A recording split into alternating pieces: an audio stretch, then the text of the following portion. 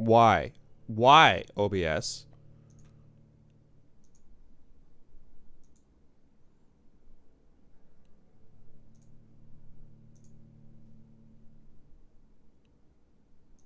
OBS reset all of my... reset all of my sounds.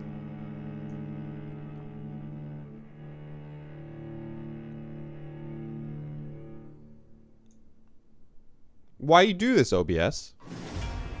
What the frick? Okay. Everything was set to just default. See, it's stuff like this that drives me crazy. It's like... why, right? Like, why was it reset? Like, my main PC had an update, but all of those settings were over on the streaming PC. So I guess the streaming PC may have had an update too. It just didn't alert me because I was out of the room, because I did turn it on and then walk out to finish getting stuff ready. So maybe it did have an update and it screwed everything up. Either way, thank you, Derm, for pointing it out. It sucks because I was explicitly looking at the Phantom, and I was like, I had the Phantom on. Exactly. Shake a tit. Shake a tit. I'm sorry, I can't do an accent. I can't do accents. Well, we're gonna breeze right through then. We're gonna breeze right through this this intro sequence because everything was freaking Everything was freaking quiet, man. How you doing, Derm, though?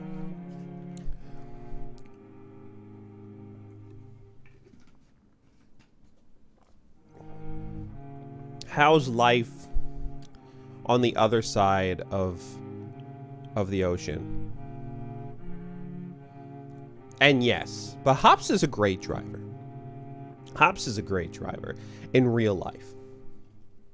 In real life, she's good. In GTA, a lot of crashing. GTA, a lot of crashing. In real life, like 1 or 2 crashes a week. So, you know, pretty good, usually. Overall, I would say, you know, 7 out of 10. There's no respawns. Hey, we haven't proven that. We don't know. What the hell am I doing in this game?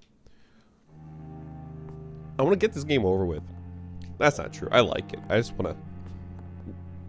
That's a broken... But how are you doing? How are you doing, Derm? Are you doing any more, have you done your workouts today?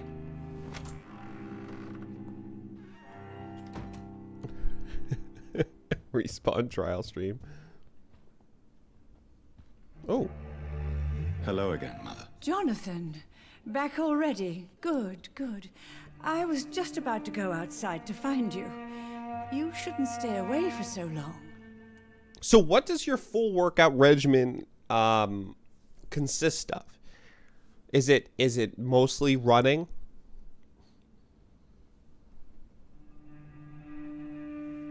Yeah. Is your overall goal to get hella ripped? Are you already hella ripped?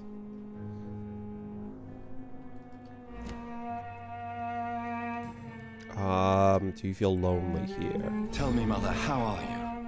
All alone in this big house with only Avery to take care of you. I'm sad most of the time. Sad that you have left me here alone.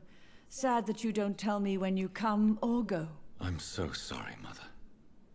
It wasn't supposed to be like this. I was coming home. I was home. London, the Thames. And then it happened. What happened, Johnny? I get it.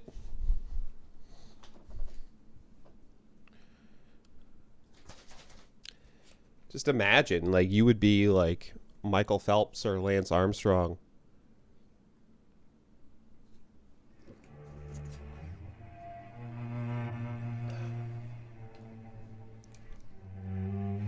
I was attacked. I was attacked, Mother. And I've not been the same since. The important thing is that you finally returned home. I was worried, you know. You were the last member of the family of whom I had no news. Even Mary comes more often than you. Mary's dead, though.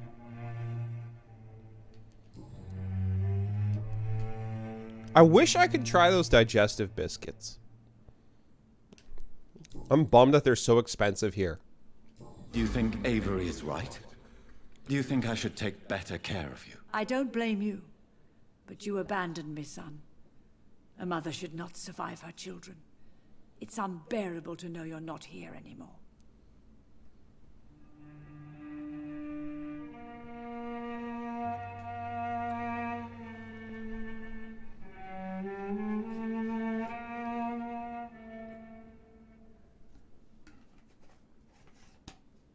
Trying to offset some of that stuff. I sleep poorly. I eat poorly. I have obviously sedentary days. We don't... Do you work out every day?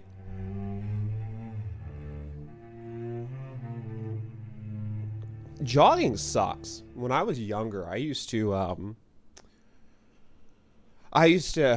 be like really... For a while there, I was really into fitness, and it was just so boring. At least when you send those pictures, like, you seem to be jogging by the water, which, oh my god. If I could jog somewhere that wasn't just near, I would maybe jog more if it was not just near like busy streets all the time. Maybe. Maybe a couple of times, and then I'd get used to living by the water, and then I'd stop. I don't know. Yeah. Well, when I was younger, I went, because I started jogging when I was pretty heavy. Ended up being like, I was 220 or 230. And then I was like, this is insane. And then I jogged and went back and went down to 156 was my lowest.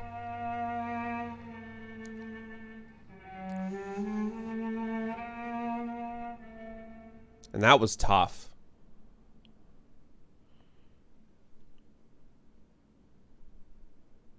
That was tough. Yeah, 156 pounds. Sorry.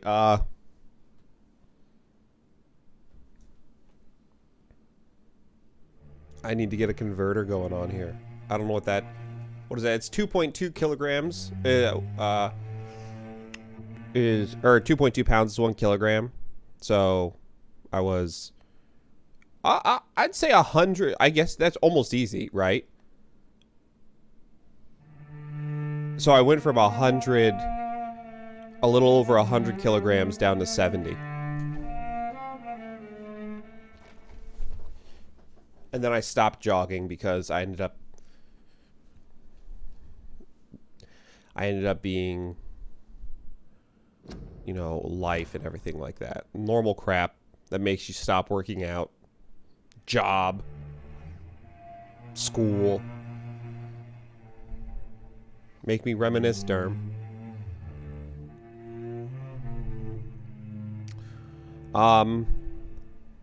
What did she say?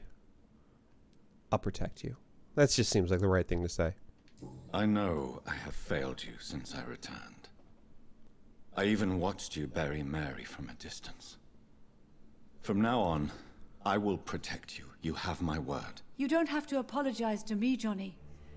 Do you think I did not notice how much you have changed? Have I changed that much, Mother? Am I still your son? You are still, and you'll always be.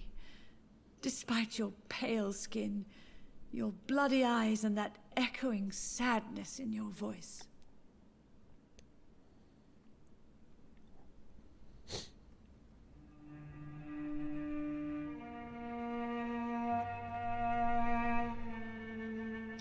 Yeah, right now I'm around 207, 208. Again, all them chips, and it's mostly pizza that did it to me.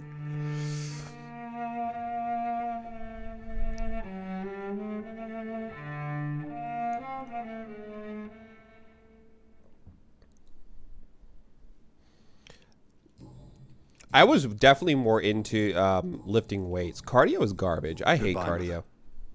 Try to rest now. Goodbye, son. Please come back soon. I hate cardio. Cardio is like, even when that's where I was going with that. But even when I was like actually into the idea of doing cardio, it was still boring. Like, it was still the worst.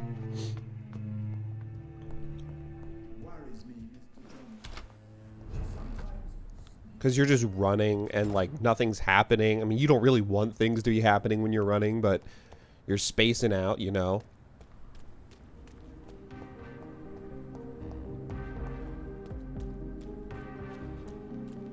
Cardio gets that heart rate up for longer, so it is better at burning fat.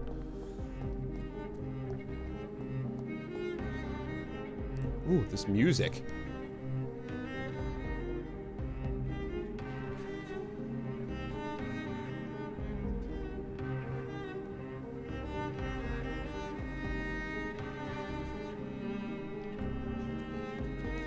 Who are these people? Oh my god.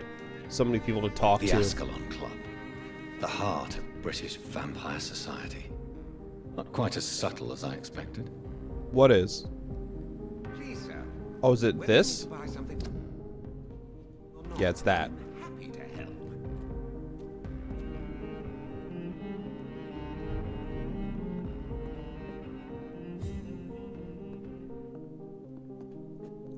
Good evening, sir. Please forgive me for disturbing you. I'm a doctor. I never judge a man by his title, but by his attitude. And you are not disturbing me at all. I am Calhoun Russell, and I welcome you. Well, I must admit it's good to receive a warm welcome for once. I'm Jonathan Reed. Welcome, Dr. Reed. Welcome to my humble shop.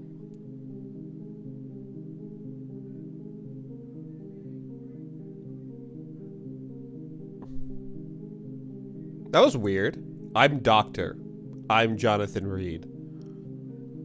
Was that like a misspeak of the voice actor and they just kept it in or something? Rated as a 44 and a record marathon runner is 81.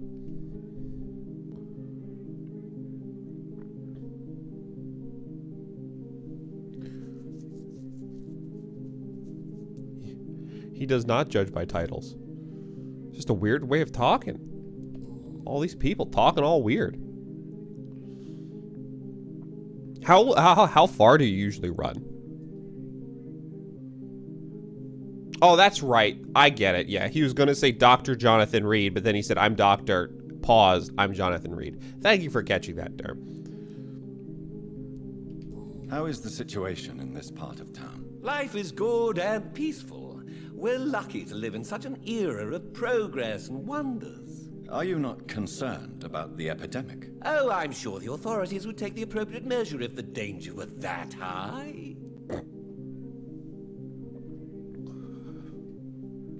Don't be naive. Are you that blind? These are both kind of rude. It's false. I don't know what I'm going to say with that one, but...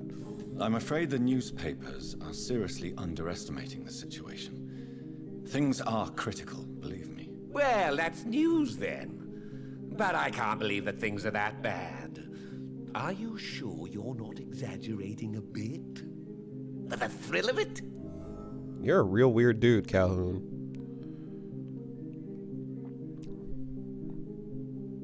Yeah. 25 minutes is about where I used to be, and now I was like, I don't want to do it anymore. I did go up longer at one point, but it just gets so, yeah, it gets so tiring. Like, not just physically, but just like you're burning so much time just running around in circles. Right, Lizzie? She agrees too. That's a good idea. I would jog at a park near me way back when, and it was a one-way strip, so I would loop, right? But it was a road. Like, I would have to just go up the road, then back down the road.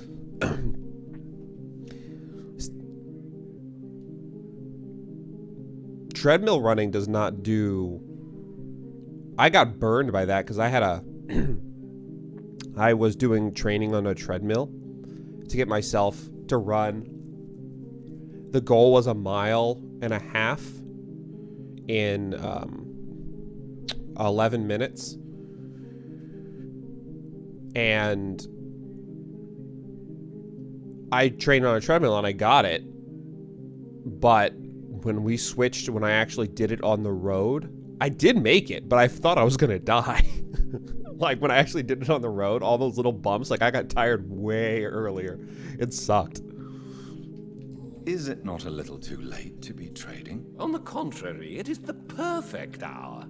Believe me, my friend, it is always at night that you meet the most fascinating characters. But what about the epidemic? The bombs and raids? And all the random violence? Please, sir, this is London, England. We will prevail. And if a bomb must fall on my shop, then I'll be there to hear it falling. This dude is nuts.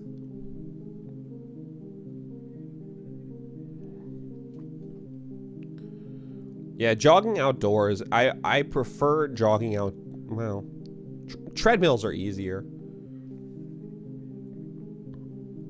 Working out is so easy. If you have to work out, it's so easy to pick the less stressful of the two.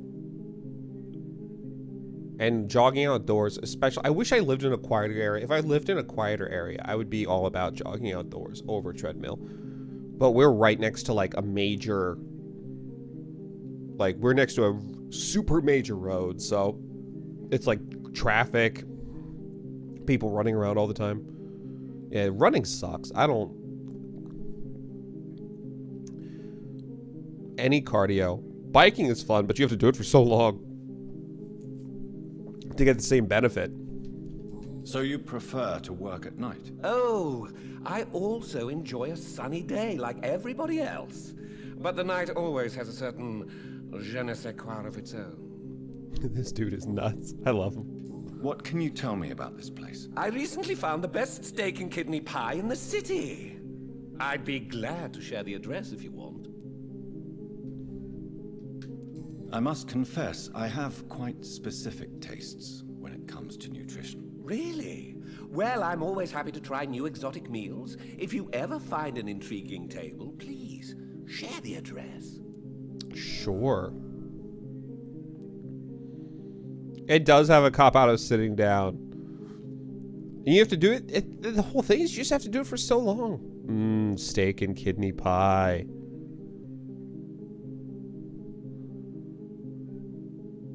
I mean, at that point, it's not really about fitness anymore, is it? And now it's just about getting around. Also, what's up, Drum Monkey G? I've never had steak and kidney pie. Finding a good restaurant? Is that really all that interests you? Oh, I have many passions, but nothing brings me ecstasy like subtle and exquisite flavors from my teeth to my belly. Dude, this guy is a cannibal. I'm telling you right now, he eats people. Do you have any family nearby? Not since my parents died. I'm London's lone gourmet. London's lone gourmet? What a strange title. I used that name in my early years when I was a food critic, and I kept it. I want to, but they're so expensive here. Really? But you seem to be such a pleasant and sociable fellow. I'm afraid the real hedonist has to be sometimes. I discovered ecstasy as a solitary pleasure, but it does not mean it can't ever be shared. Okay. I don't really know what to... The music is freaking me out. Your attitude's freaking me out. Like, a lot of things about you are freaking me out, Calhoun. Mr. Russell.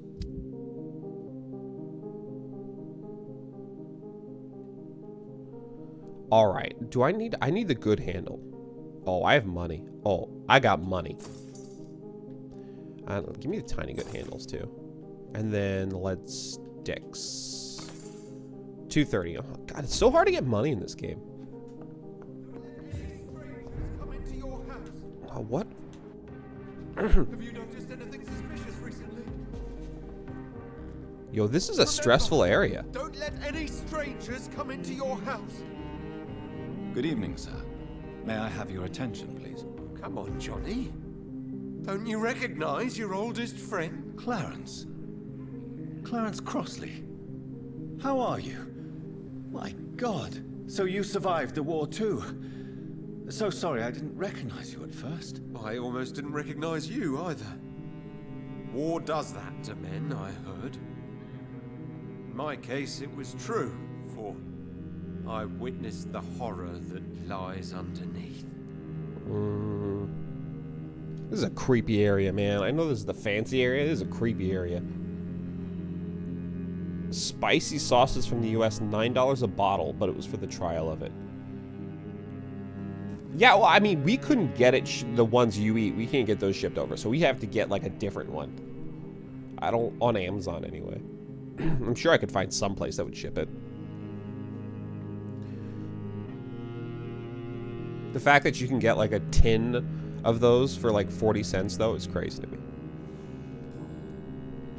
When did you escape the war and return to London? You know what's funny? I almost never think about the war. Not anymore. I'm involved in another kind of battle now. If you say against vampires, I'm gonna be real bummed, Clarence. What is this new battle? I saw terrible things during the war. Horrors I thought I'd forget. They're here too. They're everywhere. Vampires. God damn it, Clarence. I know what you mean. I haven't had much time to think about the war either since my return. Of course. With the epidemic, I bet you've been busy as well. Forgive me, Johnny. I didn't want to sound selfish.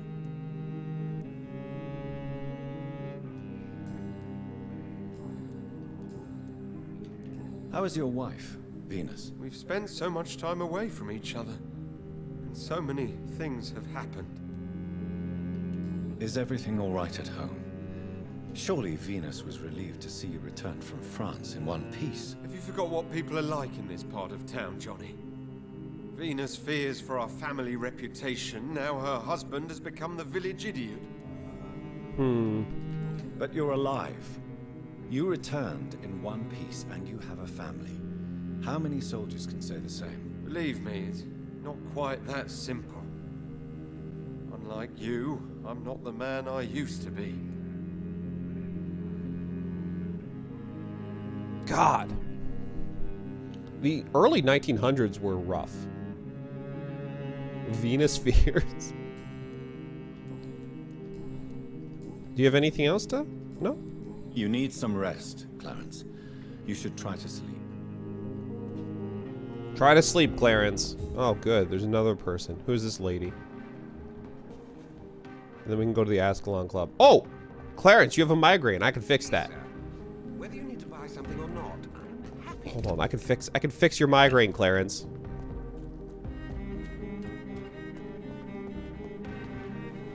Some of the options are grayed out because they don't have the hint. So you need to have specific information about some of the people in order to do certain options. Wait a minute, hold on, this is not right. But I didn't have the right information, so it won't let me ask whatever question that is supposed to be there. Like their social security number. Sir, I notice your social security number is 151371811. Tell me more about that.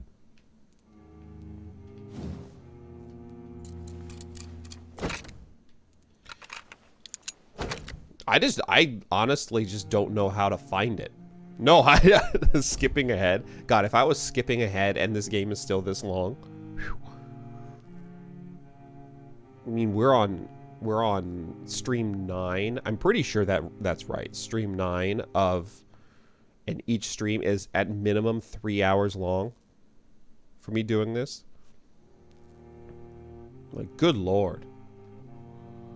Hey, Slice.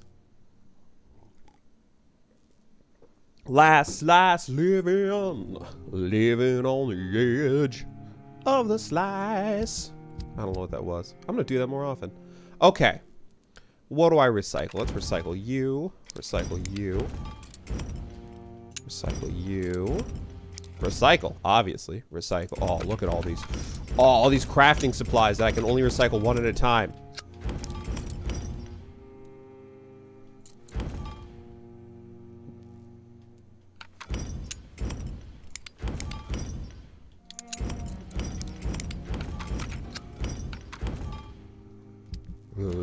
Last living on.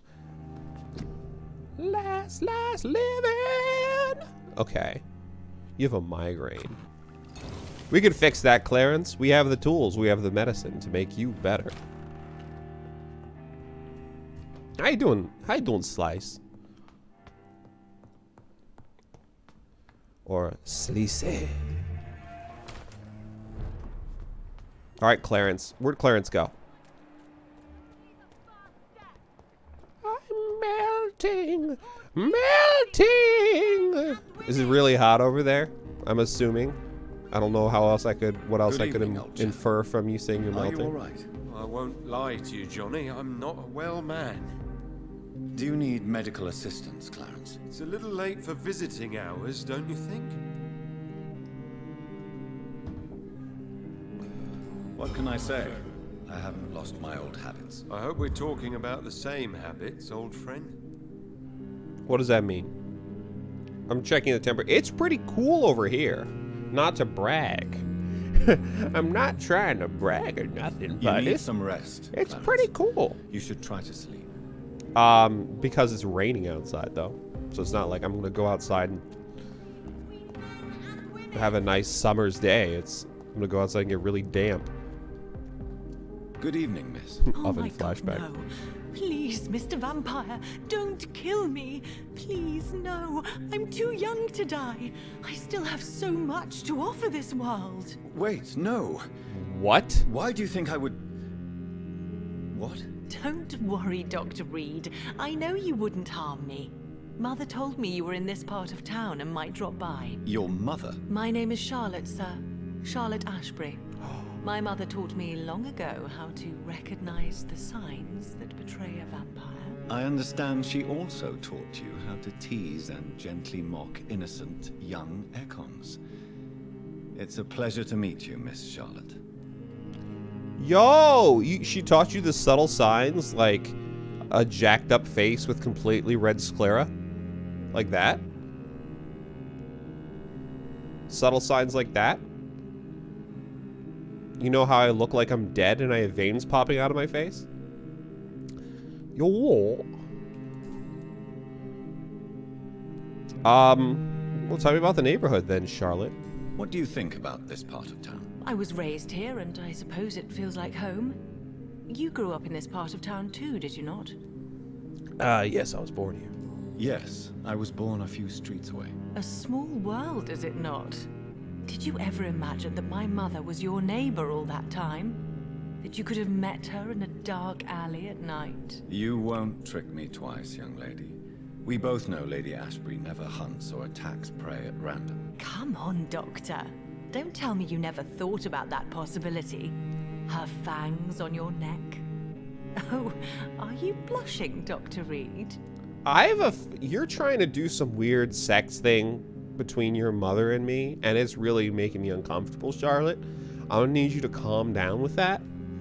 I'm not sure what your end game is here, but please stop talking about your mom sneaking up on me and biting me. Okay? Here, let's change the subject. Is something bothering you? Is there something that's bothering you? Too much selfishness and individualism for my taste. Even when there was no epidemic. Even if that's partly true, may I remind you that many charitable institutions are financed by the selfish and filthy rich. I suppose you're right. But society must reform and renew itself, or we are all done for. It's fair. What do you do around here? What are you doing out here? You mean, what do I do outside at night, since I am a woman? Let me ask no. you a question, sir. Would you ask the same question of a man? I didn't. Actually, yes. I ask the same question to everyone who dares to go outside at night, considering the risks. Well, if you must know, I campaign for the right to vote for all women. Why should I wait to the age of 30 years when men can vote at 21? 21? I guess they dropped the voting age. Are you a suffragette? Are you a suffragette, then? Oh, you really are Elizabeth's girl. Without a doubt. All adult women have the right to vote in the US, in New Zealand, and in Australia. But women here can't vote unless they are property owners. No need to convince me, Miss Charlotte. I have shared your opinion for a long time, even before I met Emmeline Pankhurst. Really? Oh. Now I see why my mother appreciates you so much. Too bad there aren't more men like you in the vicinity. Yo, is that true? Did England have a much later suffragette movement? Women voting rights, U.S. So when was the 19th Amendment?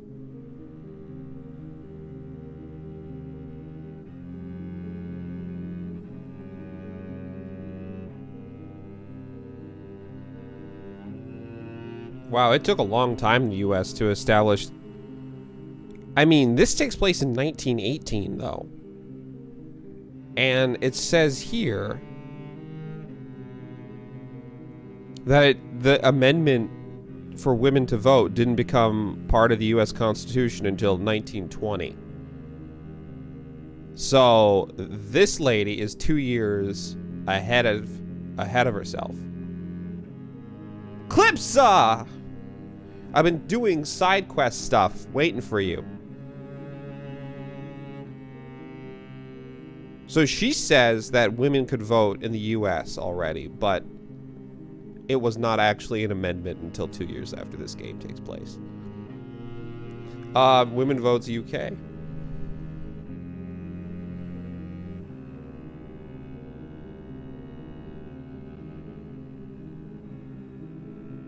It finally succeeded through 2 laws in 1918 and 1928. It became a national movement in the Victorian era. In 1928, the Conservative government passed the Representation of the People Act, equalizing the franchise to all persons over the age of 21 on equal terms. Huh.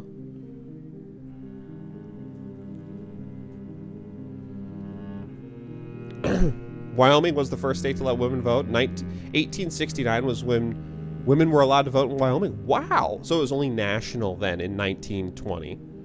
I assume then the majority of states probably allowed women to vote by 1920. And it just wasn't a national law until then. Wow, you really laid on the suffragette movement there, UK. How are the locals reacting to your claims? People here can't wait for a wall to be built to isolate the West End from the rest of town. That's how progressive they are. If this happens, Emily and I will blow it up. Explosives are very dangerous, young lady. And who is this Emily? She is my best friend, and a suffragette too. She was supposed to campaign with me tonight, but hasn't turned up. Have you any reason to be worried about her? Recently, Emily started to believe in... well, she got interested in vampires. I'm afraid she might be in trouble. Let me guess. You spoke to her about us, didn't you? Despite your mother's warning. I think I should try to find your friend. Oh, that would be top-notch. I can tell you where she might have gone. You have my thanks, Dr. Reed. And please, don't tell my mother. This is Lady Ashbury's daughter. Adopted daughter. When I first walked up on her, she made a lot of jokes about her mom sneaking up on me in an alley and biting me. I mean, she was being very sexual about it. Like, it was real weird. Considering, you know, the implication. Charlotte Ashbury. Charlotte. Yeah, and even now, yeah, a lot of laws are state-based and not national. I mean, that's absolutely true. But it's not. There's very few things. Like, I think what is the biggest one? I mean, the biggest one now are the really sensitive ones, obviously. I guess women voting probably would have been back then, too. It just seems so normal now. I mean, it seems just so normal in general that the idea of it being such a taboo thing is just crazy to me.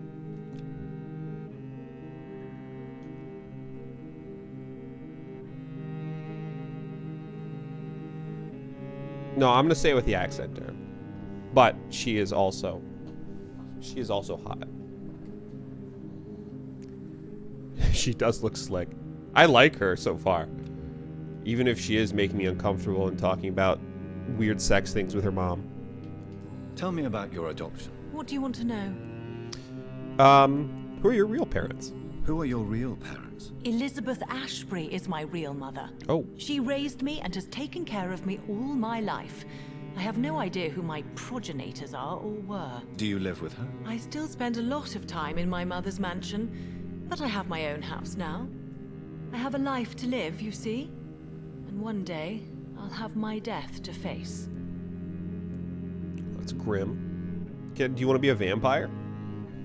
Would your mom be mad? How did you meet Lady Ashbury? First, I was an orphan in the institution for girls she manages in the West End. When I was 10, she adopted me, and I have lived with her ever since. Did you know she was a vampire when she picked you? The correct word is Ekon, Doctor.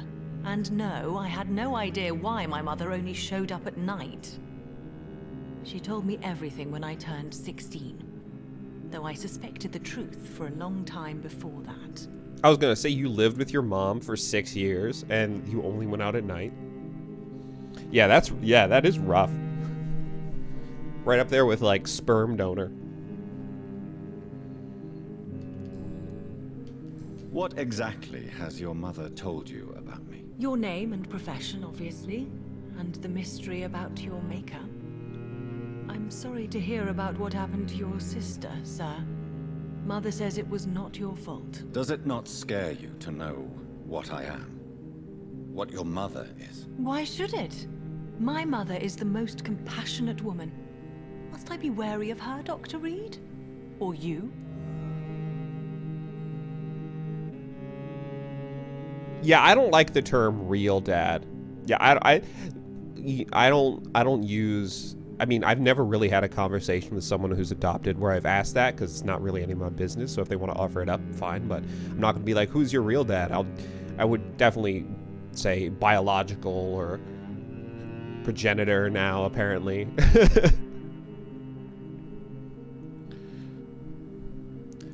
Who has DNA that's most in common with yours? But yeah, no, it's exactly. I would never say real dad, because you're not. That implies that someone who adopts is not a real parent. And as far as I'm concerned, they can be. I mean, they usually are more parents than biological parents. In a lot of cases, because they went above and beyond. They adopted someone, and they're caring for them like they're.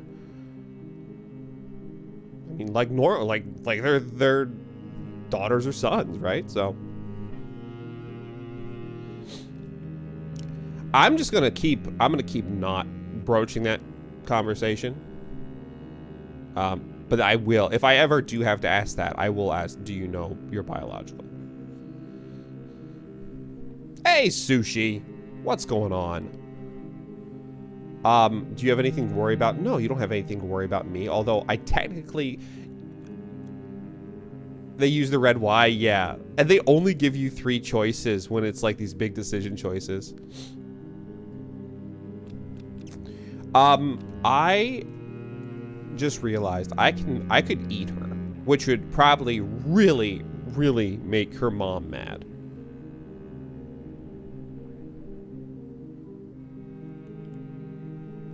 Who is your daddy and what does he do? Well, the phone screen just had the mom as incubation unit.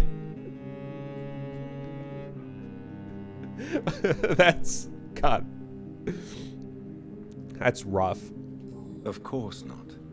You have nothing to fear from me or your mother. Good to know. And don't worry, my mother told me everything I need to know about vampire tricks, their nature as well as features. Your mother is not like any Bye, Lizzie. other vampire I've met. I believe she thinks the same about you, Dr. Reed. I mean, Durham, I'm just assuming. Like, I could be wrong. Hey, Lady Ashbury, I met your daughter. She was worth a lot of XP, so... Do you know why Lady Ashbury chose you to become her daughter? No, I don't. Each time I ask her that question, she smiles and says it's precisely because I dare to ask such questions. Do you ever regret that she chose you? Of course not. Though I often wonder if she adopted others before me. If so, where are they buried? How is it for them to pass through life with a never-aging mother? Yeah. On a plus, like, she never has to deal with her mom passing, right? Like, that's good. And she has a good relationship with her mom, so that's great. And that's all I have to say about with you. I have 2 hints, though. Sushi. Goodbye, Charlotte. Give my best regards to your mother when you see her. She's been quite busy these last few nights. I suspect you may see her before me.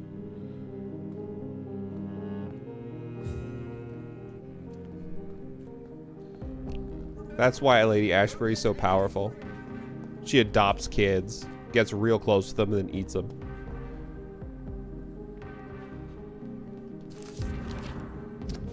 West Enders must unite. Don't let them fool you. Don't let them control you. They are amongst us. They lust after your soul. Vampires are real. Defend your community. Clarence, man. Do you hear the music in this area, though? This music is so good.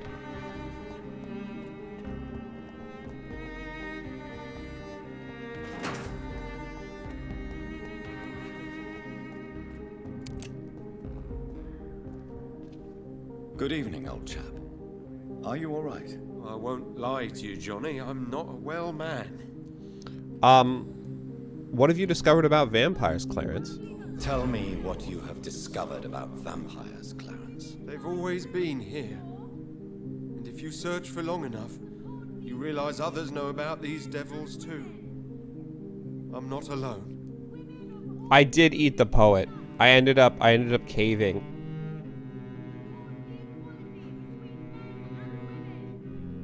There's heckin' wolfmen standing 10 feet tall. Does nobody else see this? Everyone is calling me crazy, but look over there for 2 seconds. You're not gonna trick me today, Clarence. Someone is feeding on someone, literally 20 feet away. Ah, you crazy bastard, Clarence, you crazy bastard. That would be very frustrating. I could eat you, Clarence. I'm not going to. Yeah, I ate the poet. I caved because he was worth so much experience, and there didn't seem to be many repercussions, to be honest. Yet, anyway.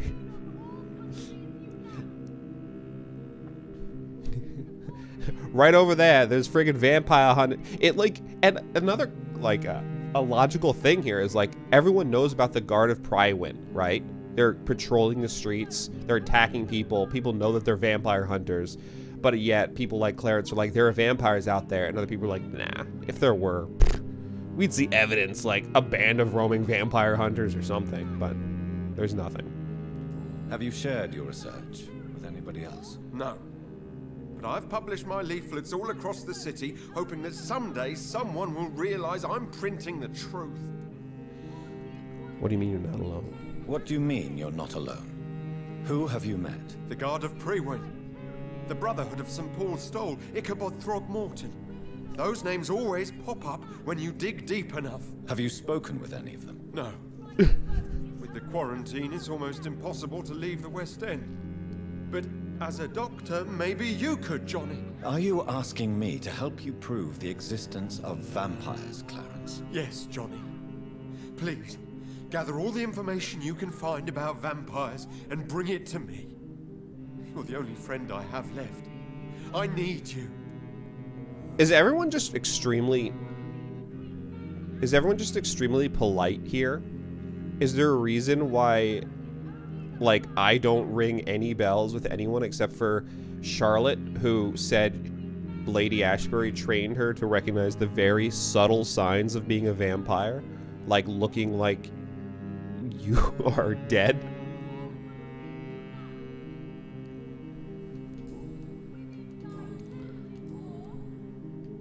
Clarence, why have you distributed leaflets about vampires all across the West End? I have to warn everybody about them. They've killed thousands of people already, unnoticed thanks to the epidemic. We are all in danger here. Vampires in London? Come on, Clarence. Who's going to believe that? Werewolves Not I could bad, believe, Jonathan. You have to believe me. I know they are real. They're all around us, even as we speak.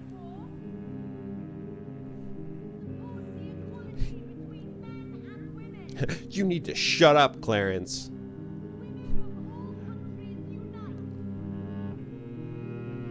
I want to say I believe you. I'm just gonna, who would suspect me of being a vampire if I'm helping vampire hunters, right?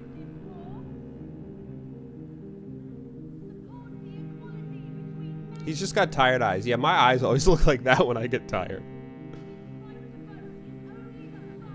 Aw, you look tired, Barley. Yeah, could you tell? Because of my eyes that are now a deep maroon color. Clarence, you've always been a reliable and a good friend to me. If you say you saw a vampire, then I believe you. Thank you, Johnny. Thank you for your trust. You don't know what that means to me. It's all right. But if you want my help, you have to explain exactly what happened. The first time it was in Rouen. I saw an officer drink the blood of a soldier. I saw its teeth. Saw it bite. It was a vampire, Johnny, and they're here too. Yeah. Now, Clarence, walk with me real quick. Let's walk. Let's talk. Come on, Clarence. The constant sterling. And not to mention, I look like a freaking stereotype with the blood red, like, lapel thing and whatever you call that, the liner of my jacket, and the turned up collar.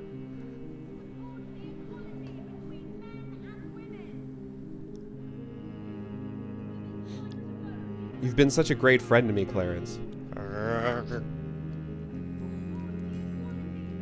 Clarence, tell me about the vampire you saw in France. I was enjoying my leave in Rouen. I left the bar, took a shortcut back to the barracks. I saw it in a back alley. An officer in a stained uniform, biting into a soldier's neck. Maybe they were just kinky. You never saw that officer again. Did you ever see that officer again? No.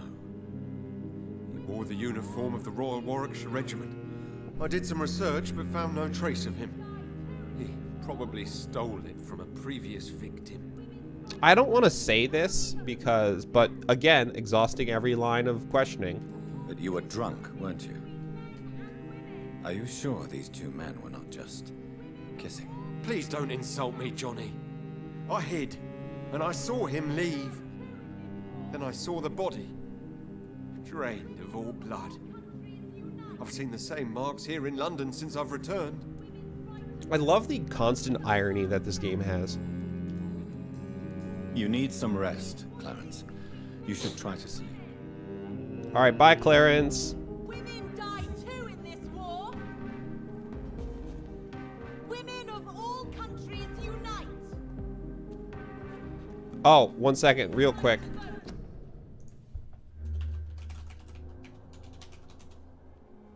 That reminded me. It's only the first step. I posted another stupid video on YouTube. All right, let's go visit the Ascalon Club.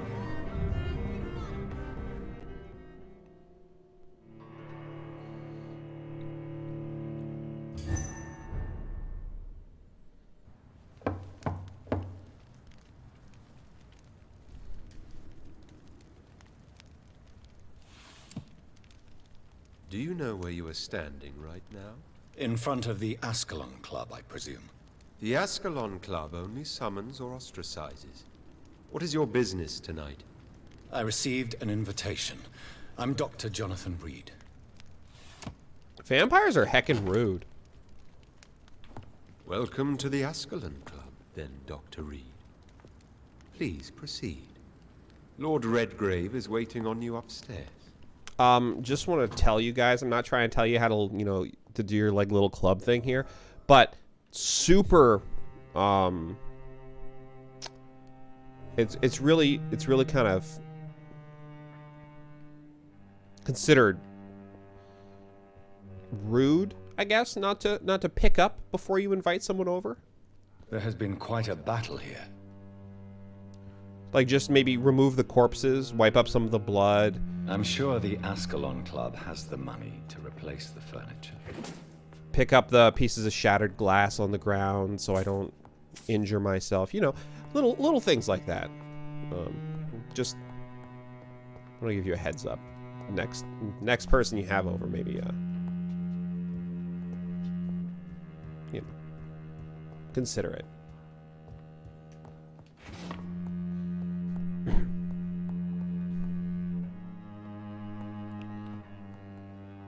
And, like, I kill more Guard of Pre-Win than this on, like, every 15-minute basis. What is this? Like, 8? Not even. 1, 2, like 4. 5, maybe.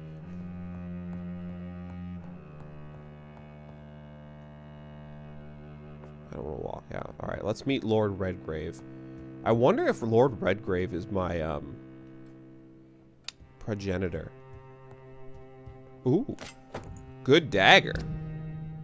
What is this? Blood absorption. Oh, is this better than the Liston knife that I upgraded? That I may have wasted a whole lot of stuff on. So if I do this, that's 12. That goes up to 14.5. Couldn't max it. Couldn't 14.5 blood absorption if I go up there. Because it's blue, right? Yeah. What is my Liston knife?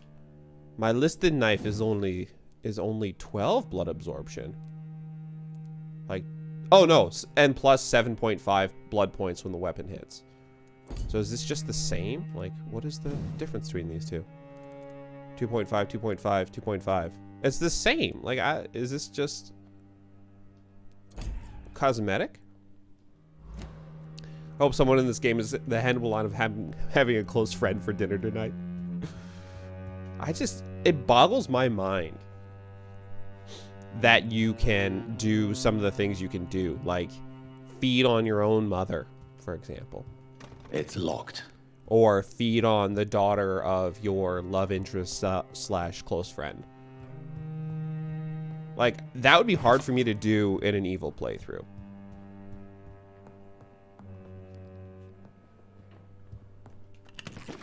Well, let me just loot all of his friggin' stuff, I guess.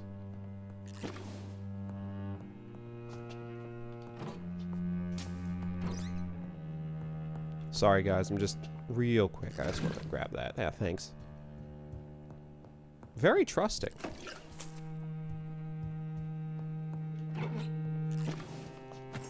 Ooh, key to the Ascalon Club's basement.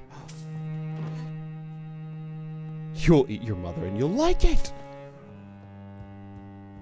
That seems rough, man. An evil playthrough of this game seems... Oh, wait, no, I don't want to... Hold on, I don't want to talk to you guys yet. I got a key. I want to investigate your dirty laundry first. Now, the basement, I'm assuming, is not going to be on the second floor. Like, I understand where basements are in real life, but I'm still... It's real quick. Locked, okay. All right. I'll know, maybe it was a translation error. By basement, maybe they meant, like, outer office. I don't know. Just leave. Where does it take me? Does it take me back outside? Where am I going? Oh my god, I just realized that Hops' chair has been up there the entire friggin' time.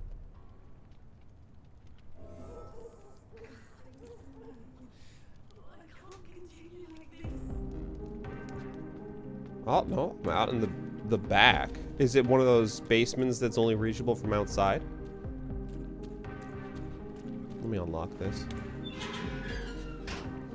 You did tell me before. I forgot. We were talking and I got distracted. Thank you for warning me. Durham, if it wasn't for you, we'd have... This would be a nightmare. Oh, switch screen focus. Switch screen focus. Are we doing this? You gonna make me do this? Where's the basement?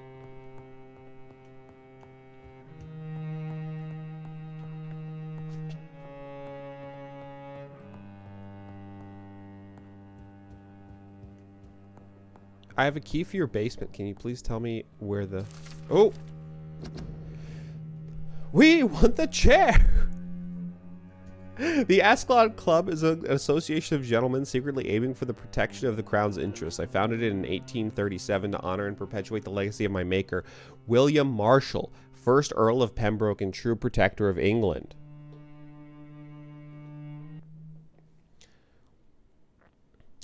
All the members of the club must be of good extraction and flawless moral fiber. Since the club accepts mortal members who will be duly observed and valued as proper candidates for immortality, the goal of the club is to impose respectable traditions and behaviors amongst the good vampire society, but also to promote and expand the imperial hegemony of England.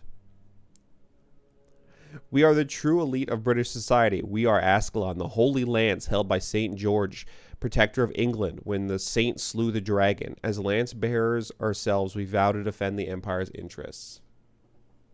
Ah, good.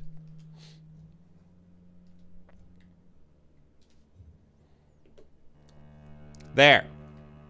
You got your frickin' Swain Switch. Your Squeen Switch. Therm your heckin' troll.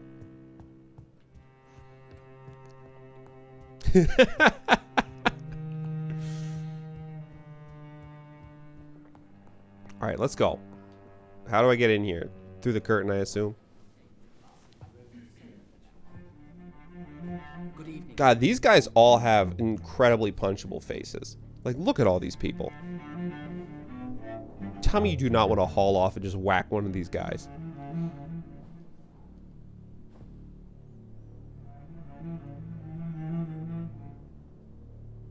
My good friends, if I may have your attention. Behold our visitor, the good Dr. Reed. Newborn of blood so pure and strong that even my friend Fergal Bansher was no match for him. Here, here, here. Come forward, young Ekon, for we have so much to discuss. I'm extremely uncomfortable right now. Welcome to the Ascalon Club, Dr. Reed. I am Lord Redgrave, Earl of Bristol and chairman of this exclusive association. Lord Redgrave. Yeah. At last we meet. The sexist I've been eager to make your acquaintance. vampire club. I've heard some astounding things about you. Right? Like, Please accept my condolences for your loss, Dr. Reed. stand with Thank your you, back against the my wall. lord. Lady Ashbury expressed your wish to meet me. Yes. The lady has always been a useful acquaintance, though not always reliable. Is she a good friend of yours?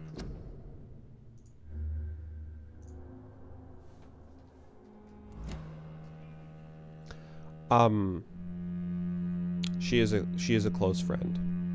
She's a close friend, and I'm honored that she feels the same about me. The centuries have taught me never to trust a woman completely, especially if she is a mortal. Too prone to emotions, if you ask me. Too fickle when it comes to important decisions. My lord, do not expect me to speak ill of Lady Ashbury. Of course not, and I praise your loyalty. Would you offer the same fidelity to the Empire? What do you mean? I speak of the Skull Plague that threatens London and the country. You have been on the front line in the East End, but the time has come to open up a second front here. The epidemic has escaped the quarantine. You have new cases of the outbreak. We don't know for certain, but we cannot allow the disease to threaten the prominent heads of Great Britain.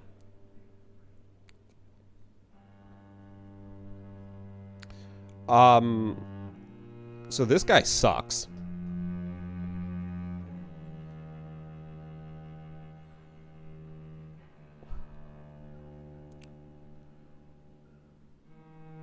Why are you suddenly so friendly? The last time I met one of yours, he tried to kill me. Are you referring to Fergal? He was the most useful of servants, but he was just a servant. You, on the other hand, Doctor, proved yourself much more worthy. You want me to find possible sources of the outbreak in the West End? Is that it? Ah, straight to the point, like all eager newborns. We shall have time to talk about all this, Dr. Reed, but first, I should like to get to know you better. Talk? Is that the only reason you asked me here? Well, no. I also wanted to meet the intriguing Ekon, who made such a powerful progeny of his sister. You have not learned the name of your maker, am I correct? I'm gonna be... Should I be sassy with this dude? I'm feeling like I should be sassy with the way he spoke about Lady Ashbury and the fact that he said he could never trust women, which, you know, obviously. I want to be like, don't speak about my family, you piece of shit. I'm worried they're gonna be like, you know what, we tried, but we're gonna kill you, and then I'm gonna have to fight an entire room of super powerful vampires. However, that would be funny, right? If I went back to Lady Ashbury and she's like, how was your meeting with the Ascalon Club? And I was like, well, killed them all. Oops. Stand over his bleeding corpse. Women are too emotional. See you later, Lord Suckgrave.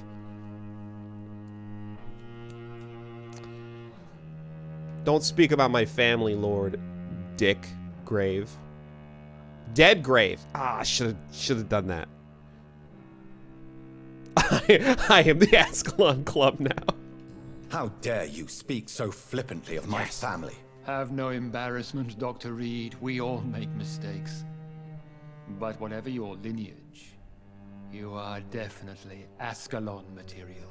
What do you mean? I would like you to become a member of the Ascalon Club, and to serve me as such.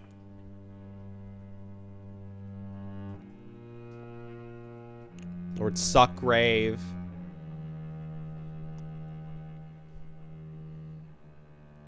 Like, my only option is consent to join. That sucks. Before I accept, I have so many questions. Please ask. Dude, this guy sucks, and why is it zoomed in on just my face? I killed one of yours. I killed Fergal, who claimed to be one of yours. Sent to cleanse the East End of all Skulls. Will his death be an issue? Do not worry. My priorities have changed. Fergal was a zealous servant of mine, but like any servant, he had his limitations and is readily replaced if necessary. Why can't I move the camera? What does it mean to be a member of the Ascalon Club? It means that you swear to protect the interests of the Crown, that you become a loyal servant of the British Empire. What does that mean? Do you have any official recognition from the government? A charter from His Majesty the King? No. Of course, the Ascalon Club publicly supports the Empire, but the true nature of its members remains a secret. First question. Have you heard of this cool blood spear ability? Am I supposed to follow orders? As founder and chairman of the club, I alone am entitled to make demands of our members. And I do appreciate obedience. God. What is the Ascalon Club's express purpose? We follow the credo of William Marshall, the greatest knight who ever lived. As was he, we are sworn to protect the British Empire. He sounds like he has like a little bit of a lisp. Ask how much he pays. So, I'm looking to get into management later. Is there any opportunity for me here, or what? How's, you know, what if I want to change my career? Can I still work at this company? What does Ascalon mean? Ascalon was the lance wielded by St. George, glorious patron saint of England when he slew the dragon. And like that lance, we pierce the hearts of all our nation's enemies. Is this a 9 to 5 deal, or I guess 9 at night to 5 in the morning, or is it like make my own hours? Like, what is it? William Marshall. What's the founded PTO? The Ascalon Club. Not exactly. William Marshall granted me immortality, and I founded the club a few years later. The good knight has been gone for so long. Yeah, I have a question. What the hell happened to William Marshall? That's my question. He apparently was this hella powerful knight / vampire. What happened to him?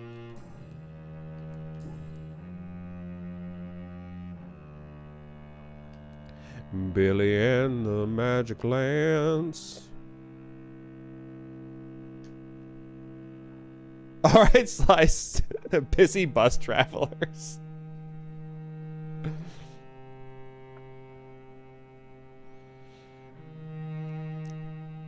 He's probably sealed inside a coffin in the basement. This turns out, this is actually, I don't know if anyone's seen What We Do in the Shadows, the TV show. But that's what this is. It's actually, they're just putting on an air, and they're just a bunch of bumbling roommates.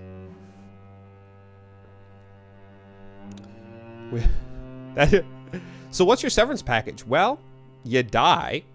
That's really it. Then we replace you.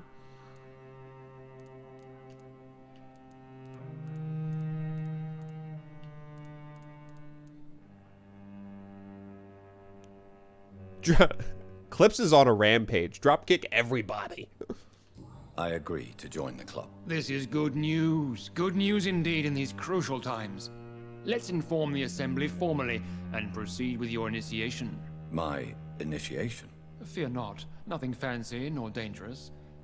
It is just that we, the members of Ascalon, believe that tradition and custom are the backbone of this country.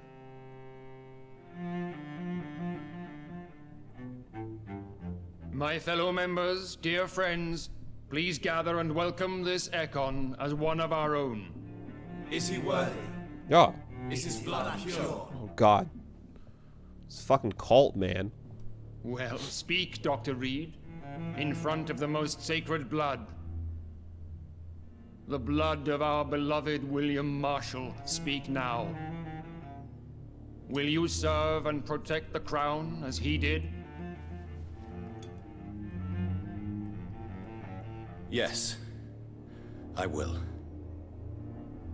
Then, young Ekon, it is time to testify with your blood. What does that mean? I need more clarification. It is time to sign the Book of Allegiance.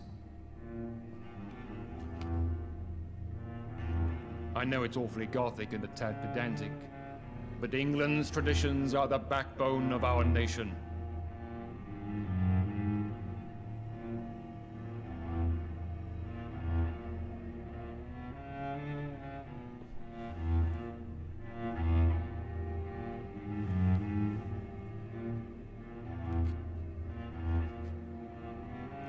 Minus 50 experience.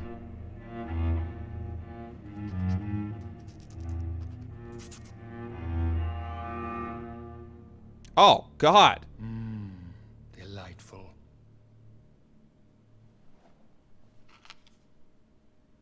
Welcome to the Ascalon Club, Dr. Reed.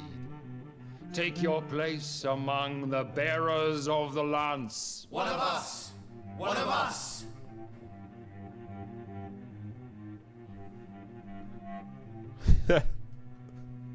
All right. All right, for the next part of your initiation, we need you to bend over and pull down your pants. Okay, what is this place? Are you guys even vampires? No, don't leave, Clipsa. Slice, the dying light is excellent. Hold on. I'm gonna fix this. Just give me a second. Talk amongst yourselves. Talk amongst yourselves.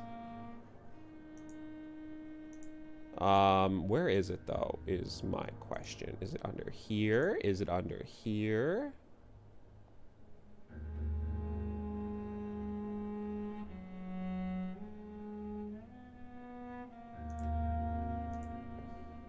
There we go. This is where I need to be.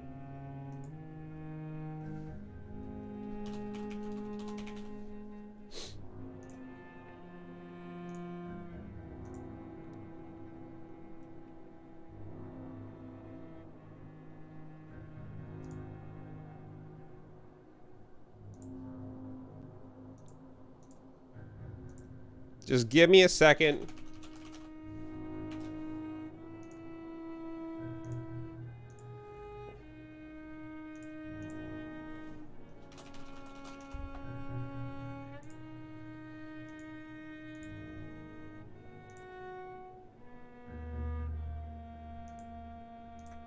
Okay, Calypsa.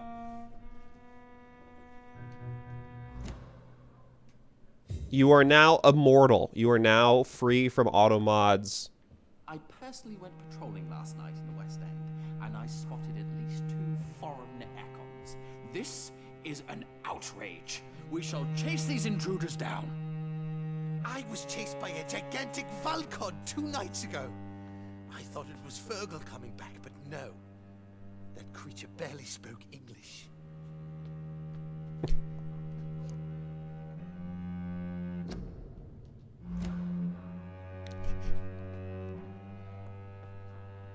Clips a mod? Oh, just VIP. We save. I feel like it's been too long. I would be the best mod. Well, right now, you're a VIP, which means you'll no longer be under the thumb of Automod.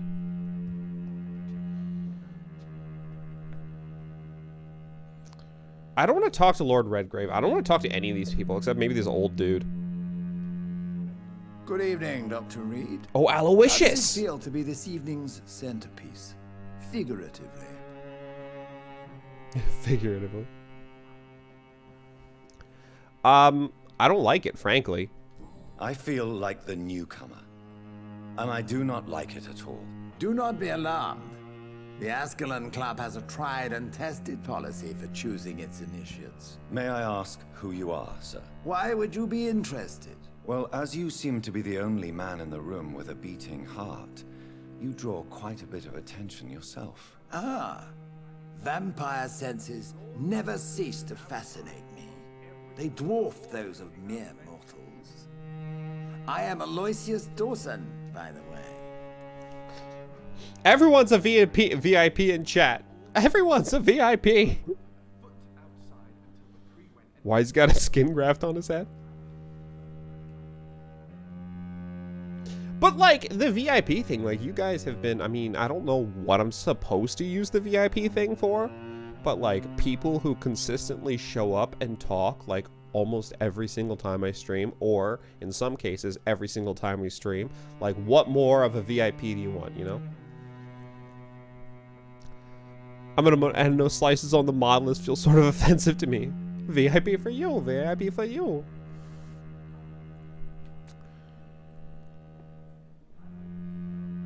That would suck, Lipsa. Yeah. Like, I wish, could you not have made me a vampire when I was, like, maybe 30? 27? No, you had to pick me when I was 80. Thanks a lot, you dicks. What can you tell me about Lord Redgrave? I would not dare speak of our chairman without his consent. God, you're a little baby, aren't you? Are you not afraid? You are surrounded by vampires. Sir, it's for that very reason that I joined the club in the first place. Is this club not secret? Is not the nature of this club a secret shared by only a privileged few? My dear Dr. Reed, I have spent years and a fortune precisely to gather that kind of information.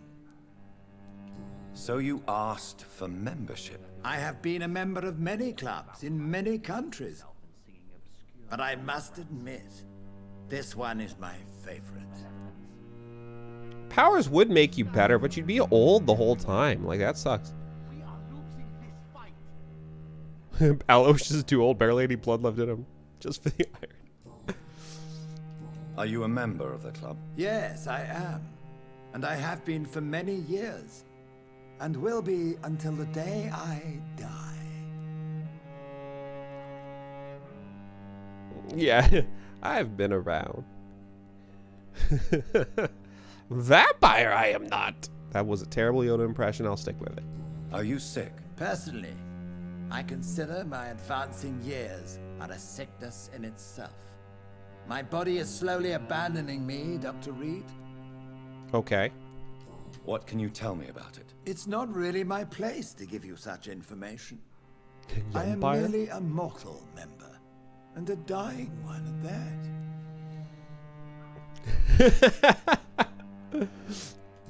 I've paid a lot of money to be part of this club. Yeah, but are you a part of this club, or? Yodpire? Right before he's about to die.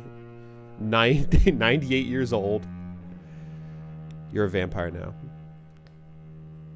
Lord Redgrave has the creepiest OnlyFans. He does crazy shit with blood. Mr. Dawson, of Dawson and Dawson, the wealthiest man in England. It is a pleasure to meet such a prominent figure of London. A withering London figurehead, to be precise. Are you sick, Mr. Dawson? I am a doctor, you know. My case is beyond the scope of traditional medicine. I have spent fortunes on the world's most competent doctors to arrive at that diagnostic conclusion. I'm sorry to hear that, sir. Should I suppose that you're here in search of some form of immortality? Absolutely not. I'm here to implement my plan to save the city I was born in. To cast out the ghastly evil that has us all on our knees. Dawson and Dawson. All right, that's your business name. No, it's not. No. Oh, man.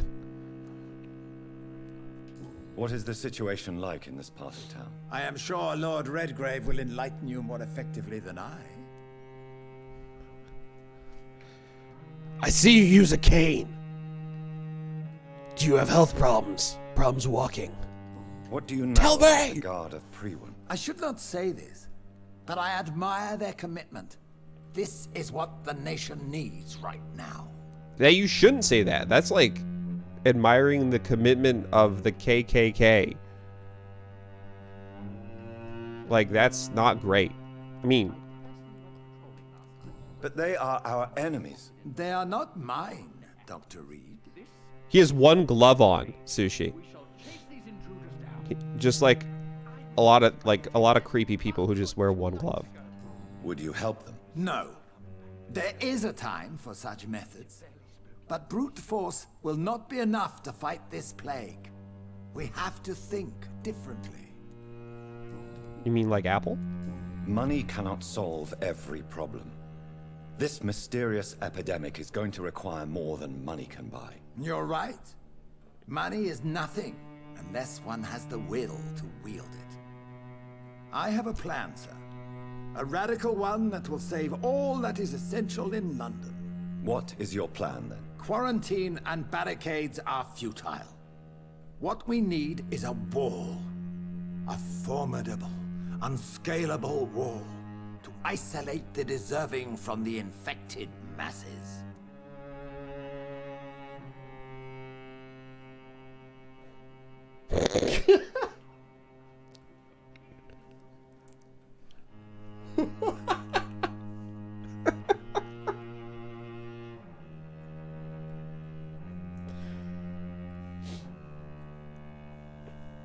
This game needs to be put in a time capsule.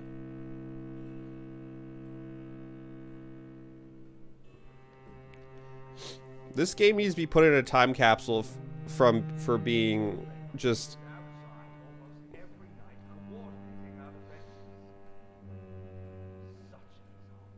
2018. So that's not as amazing as the coronavirus one. But that would segregate the rich from the poor, would it not? It would be unjust. Our only course of action must be to save England. And to save England, we have to make sacrifices. Are you not mistaking sacrifice for summary execution? Why do you care? Are you not a vampire? Removed from all mortal concerns? Decisiveness is what the city needs. And it needs it now. Alright, I'll give you some decisiveness. That's it. I'm gonna friggin' shadow bomb this whole goddamn place. I'm gonna boil your blood. I'm gonna boil your blood. I guess I could probably only boil your blood since you're the only mortal here.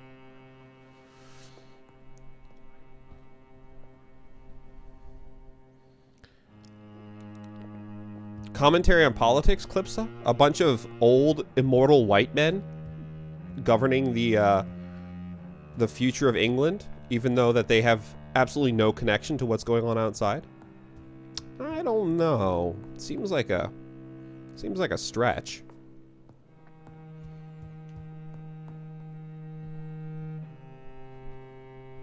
What about you? Can I talk to you guys? Are you're just what? You guys are the models, the faces of the Ascalon Club? You're right, silly me. Can't talk to you guys either. You look like that dude from Dishonored. Have you heard the rumors of some?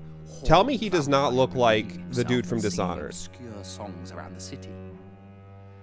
Which dude? I don't know, but some dude from Dishonored. Skulls have been spotted everywhere in London. We are losing this fight. Y'all are babies, man. All right. What's even crazy is, like, this might not even be, like, a comment on current politics. This could be comment on any politics. Yeah, all y'all motherfuckers without your facial hair, look at me coming in here. Is that a rule? Like, do I have to shave? He looks like the dude from Dishonored. Maybe not.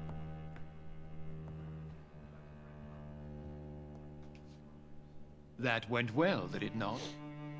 It is always useful to bolster the troops' morale, especially before a difficult battle. You have the makings of a general, my lord. What's up with your fucking neck? Though very long ago, well, not quite a general, That's an ascot. but a proud defender of the crown. So why did you really want to meet me? Straight to the point again, young Ekon.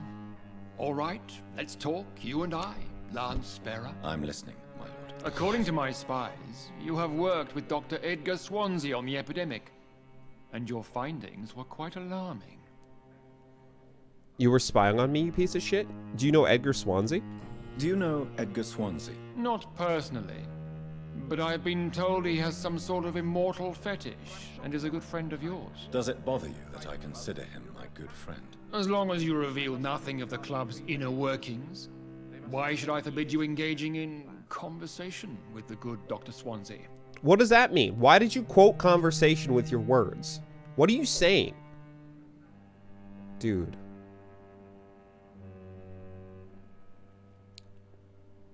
Conversation, wink. No, we're just talking. Yeah, haha, wink. Immortal fetish, wink, wink. Lord Redgrave is a goddamn creeper. The way he sucked my blood off of the quill is like, I'm still thinking about that scene. Like, you are the creepiest dude in the city, by far. You are spying on me? Not personally. I rarely leave this building. But once he found you, Fergal kept me informed. Until you put an end to his mission.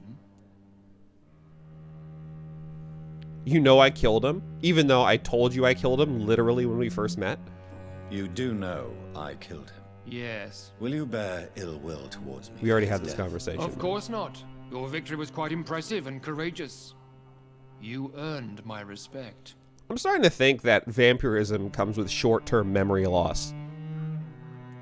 Who was Fergal?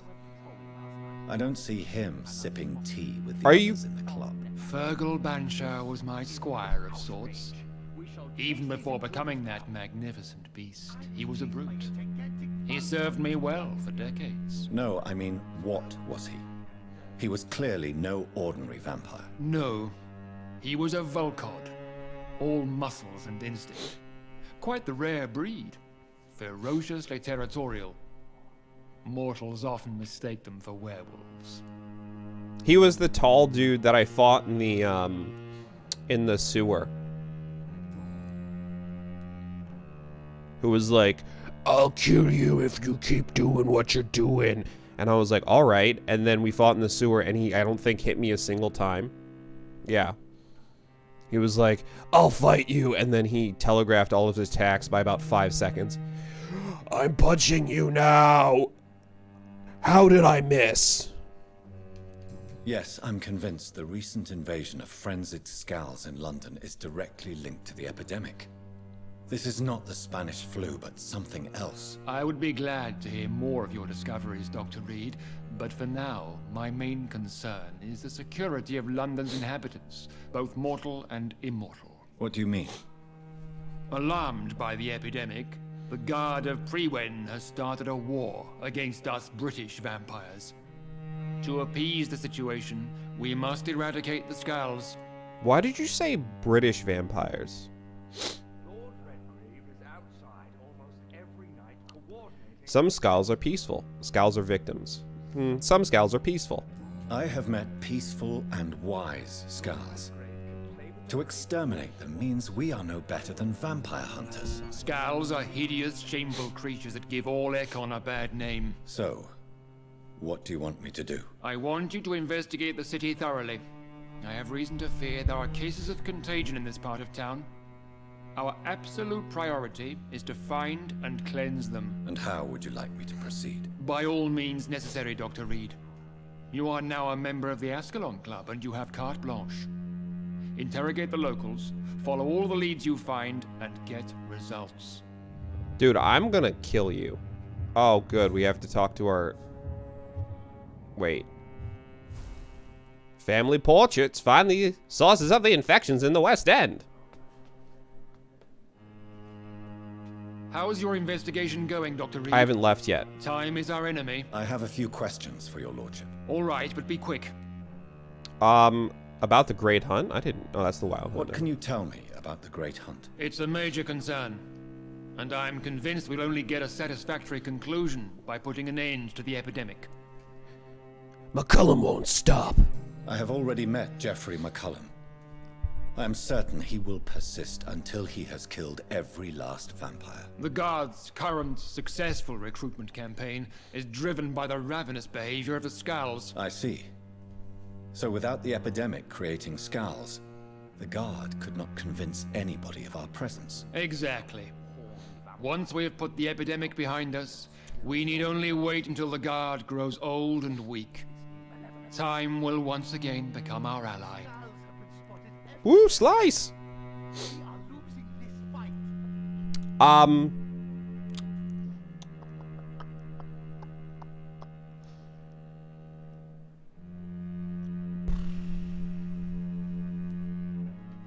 What about the risk of a full-scale attack here? Jeffrey McCullum is a daring leader. That is exactly why so many of our number have left the country until things improve. But not me. I founded this club. I'll die defending it.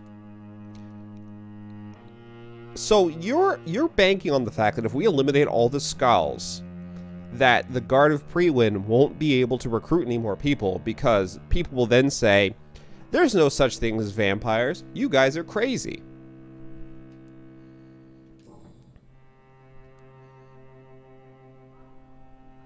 You made me swear on the blood of William Marshall during my initiation ceremony. Why was that? William Marshall was the most glorious knight who ever lived. He served 5 kings, and was a living example of probity for all. And he was my maker. I've heard. You really have a friggin' boner for this William Marshall dude, don't you?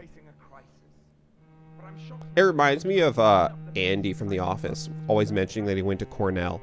Hey, did you hear that William Marshall was my maker? I don't know if I told you that, but you know, he's a pretty cool dude. He was a knight. I don't know if whatever. You probably have never even heard of him. William Marshall was a vampire. Is this some sort of joke? Wait. Could he be my maker? That would be joyful news, for it would mean he still walks among us. But alas, the great knight has left this world for good. I'm getting real concerned about Jonathan's mental state. Why is his blood so sacred to the Ascalon Club? He was simply the greatest defender of the realm we have ever known. I fought by his side at the Battle of Preston, and he made me his progeny following the fight. One second, I want to look something up.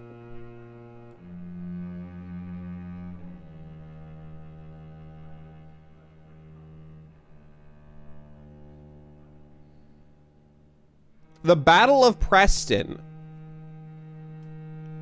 Are you then revamped? The Battle of Preston happened in August 17th through August 19th, 1648. Which means this mother flipper is almost 300 years old. May I ask you about the mortal who attended my initiation? Mr. Aloysius Dawson. A member of the club does not normally ask questions about other members. We trust each other mutually. He's really a member? So he really is a member then? Indeed. Only the most eminent members are allowed to attend such ceremonies. Even if I admit some of us fled during the first hours of the Great Hunt. But Mr. Dawson is mortal. Are you not afraid he might reveal who you are? Especially to your enemies. Aloysius Dawson is a man of his word, as are all of us. This is the Ascalon Club, Dr. Reed. We do not grant access to the unworthy. You're gonna be eating those words. Goodbye, Lord Redgrave. Godspeed, Dr. Reed. We are counting on you. I better be able to eat you later. If I can't, I'll be extremely disappointed. Alright. Bye, everybody. I have a key to your basement. Don't know what to do about that.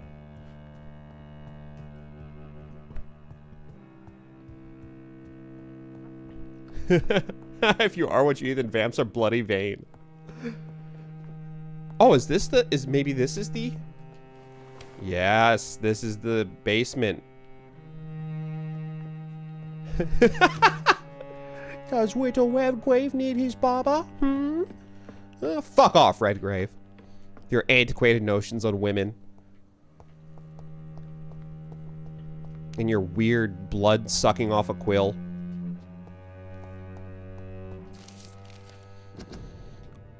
Of the recreational use of blood.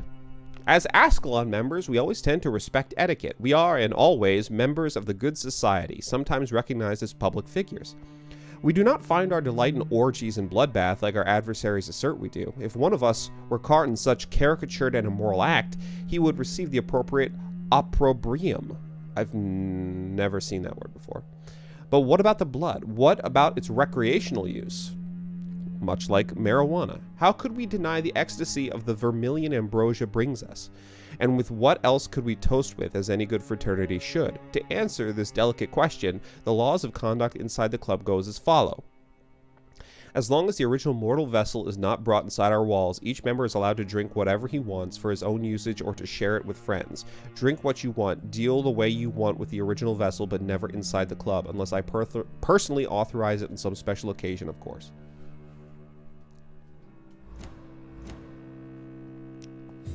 Is this all that's down here? Like, I came down, I got the key to come down here and friggin'... That's it? Talk about how they do recreational drugs with each other? I don't...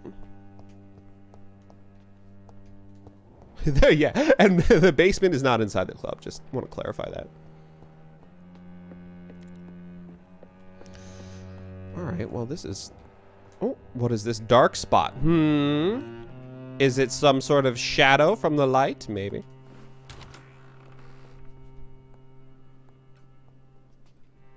No wonder this place smells so terrible. Alright, well I'm gonna go rest and level up because I have a feeling that we're gonna get into some serious shit in not too long. And I also want to find Charlotte's friend. Ew. Oh, God. Sushi. It's like a bag of... I think Lord Redgrave just suggested I was sired by an ancient vampire. Jonathan, I hate to break it to you, but literally everyone you've talked to has said that you were sired by an ancient vampire.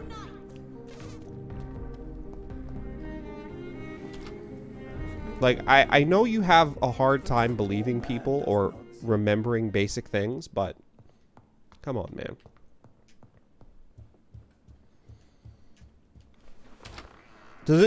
So blood probably forms like that skin on top, right? Like pudding, you know, when you leave pudding out for a little too long.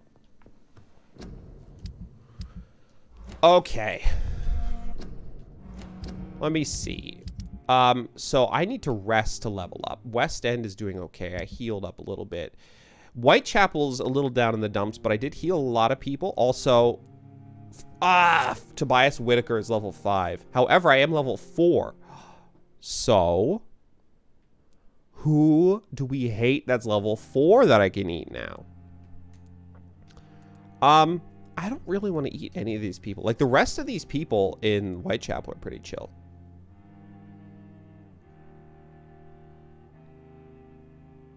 Ew. I've never had catfish. I could eat Beatrice Goswick. I'm not going to do that. Like, everyone... There's no one that I really, like, actively dislike, I don't think, other than Tobias Whitaker.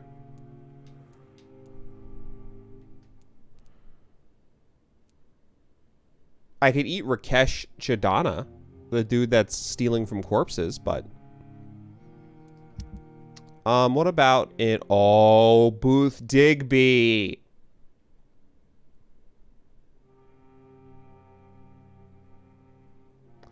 We're going to the docks. We're going to the docks because we're going to eat one of the wet boot boys. Ichabod Throgmorton. I don't want to eat Ichabod. Ichabod's fine. He's a dumb vampire hunter.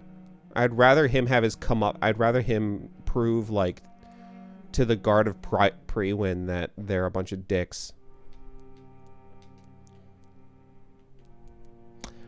Alright, let's go eat Booth. Ew, I don't like where this conversation is going. All right, let's go to the friggin' docks. Go to the docks. Are you guys ready to eat Booth? Booth Digby, murderer and member of the Wet Boot Boys?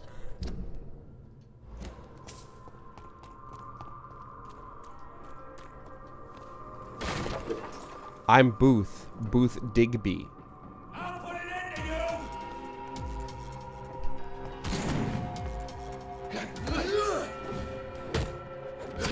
you! Dude, this heckin' jerk! Yo! I just got stun locked to death and then shot in the face. Alright, I haven't... Okay, hold on. I need to reacquaint myself with how to play this game.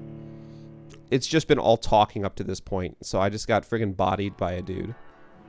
He's level 29 though, so...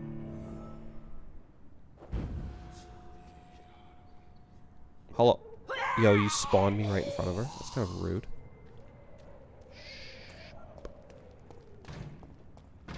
Is this right? This is right. Alright, so we want to loop around down there, right? Hello, I'm Booth Digby. I'll put it into you! What's great is that after you hit them, if you don't bite them, you can just friggin' stun lock them. Like, this is... Oh. There we go.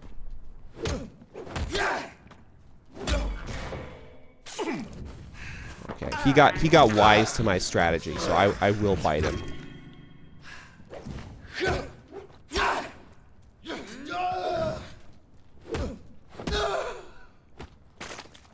All right.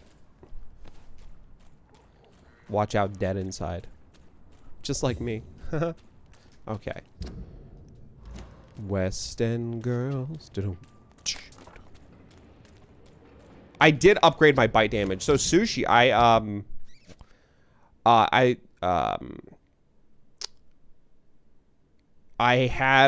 got a lot of advice, and I upgraded Shadow Veil, because apparently with Shadow Veil you can activate Shadow Veil and then stun and then feed. So that ended up being considerably better than the little Shadow Explosion. So I replaced the Shadow Explosion with stealth. So I upgraded bite damage because now I can stealth and do bite and just bite them in the middle of combat pretty easily every 40 seconds, I think. So I upgraded it to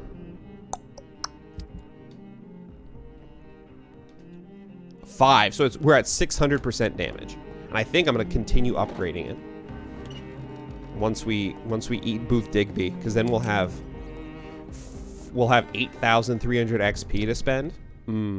Delicious. Did I go the wrong way? I did go the wrong way. Whatever. I'll loop around. West End girls. How much have you got? Where? When? Why? What? I also have to go talk to Edgar. I have a lot of stuff. I step back, sir. Oh, I step back, sir. Oh, where did I go? It's a mystery. Uh-oh. What happened? Easy does it, boys. We can deal with this vermin.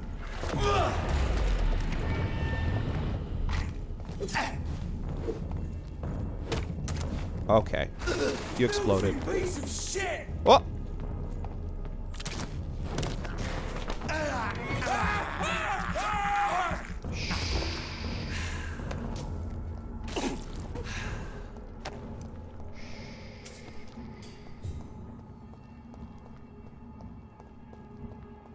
I have to get my shit together a little bit. I'm getting hit a lot. I also went the wrong way. God, you know what I really wish this game would have, and I think it would elevate this game to another, like, it would elevate it up a point, in my opinion. If I thought I came this way. Hold on. Did I not come this way? if it had a mini map, because having to open my map constantly to see where I am on the freaking maze-like streets of London friggin' sucks. Alright, what level are you guys? 24? I could fight you. I could fight you. I choose not to, though. Get out of my way. And this is also another great benefit.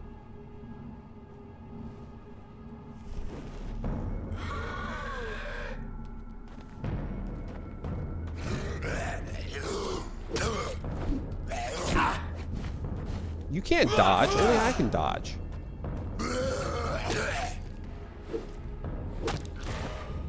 Did I see the civs you showed in Discord? I have not seen those.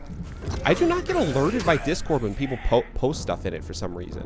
Like, I get alerted sometimes. Oh, you pieces of shit. Fine. Look at me. I'm running. All right, are you guys happy? Oh my god.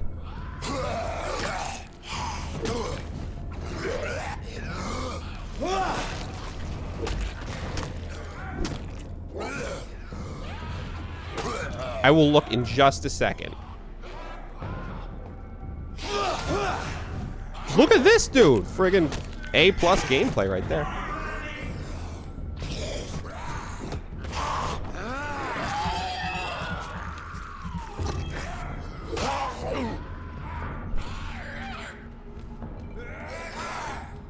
I forgot how much of this once you get out of the heckin' areas with the talking, how much of it is combat.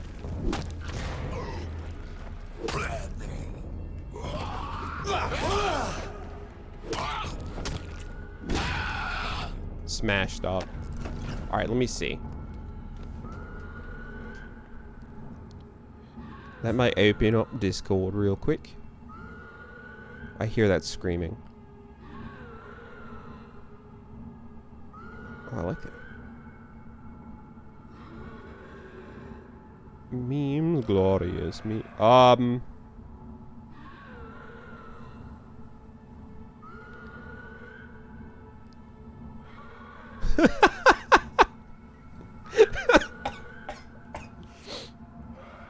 The Catwoman civilization.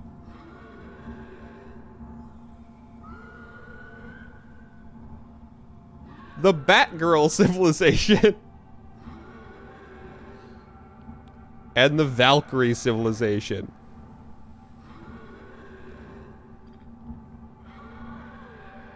Oh my god. Are you just going on a rampage of downloading civs?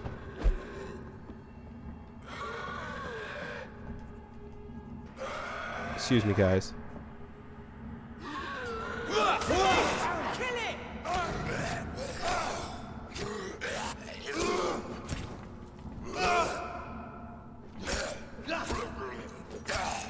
You guys are doing a good job. Good lord. Way to go.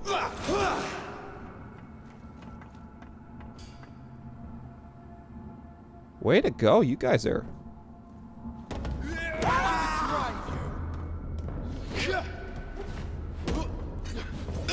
Ow.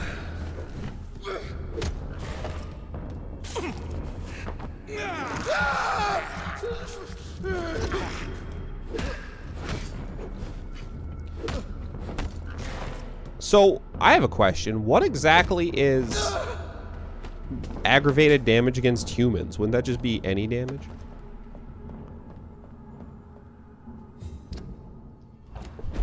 Starts with walls and starts with every classical science and culture Eureka already learned? Oh my god.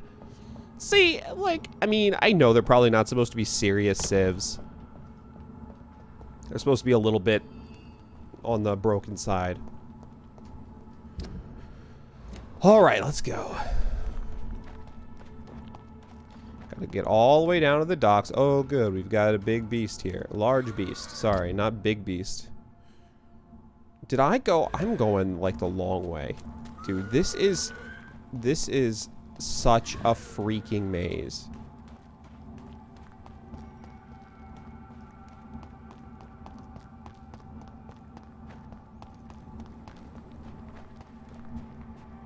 Booth, Digby. Heavy duty watermasters. All right, here we go. Limehouse Dock. All right, are we ready for this? Are we? What the fuck? What? No, this is. Oh, look, it's Booth. All right, before I do this, does anyone have any qualms about me eating Booth? What the idiot had to say first. Any at all? I'll talk to him to refresh your memory. You again. What do you want?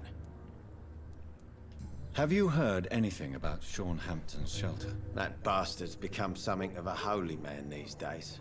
And someone should remind him who really rules the docks.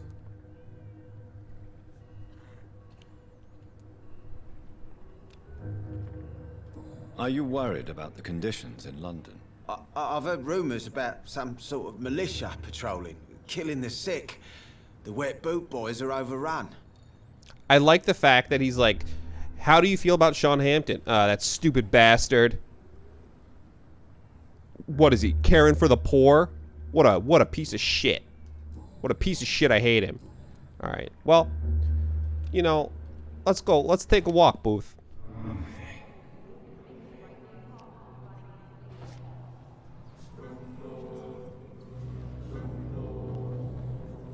Oh, I love it.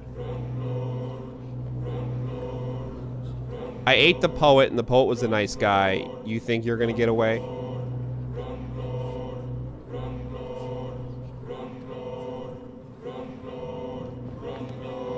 You just got pranked, son.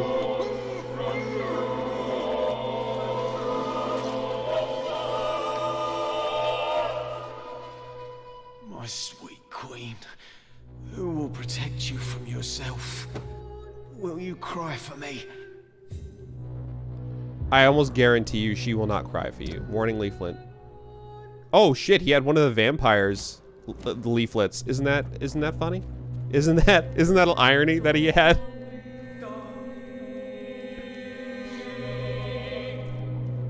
Look, if the district doesn't get better from me killing that dude, then this game is bullshit.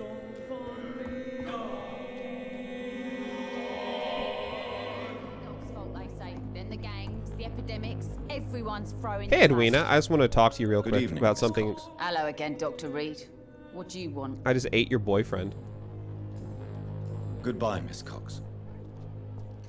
Okay. Let me heal up and do the level. Or let me level up. And see what comes from this murder most foul. And by murder most foul, I mean totally, like... I got Booth's axe. Was that not a weapon? Would be more barley with a few tentacles there and an insane person in the corner. Yeah, I mean, you're not wrong. I am a big fan. I am a big fan of the Cthulhuisms. Oh, I have 3 rivets? Dude. What happened to his axe? I got a friggin' axe. I don't have his axe, man. Let me do this. How much have you got? Bottle of alcohol.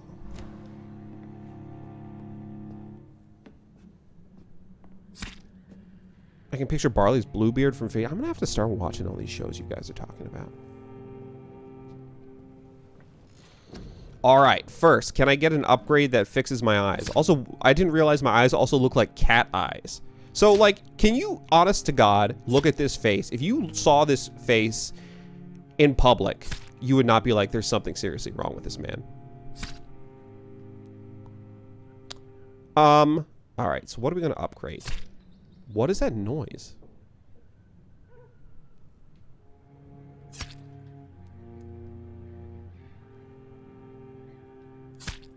Stop it. Stop making that noise. Alright, hard biting. I could do that. Yeah, let's go up to 900% damage for hard biting. Dig it. And then big thirst. We don't need big thirst. I want to upgrade blood spear. 3 small blood spears? Nah. We're going to go big chonker blood spear. 3,000.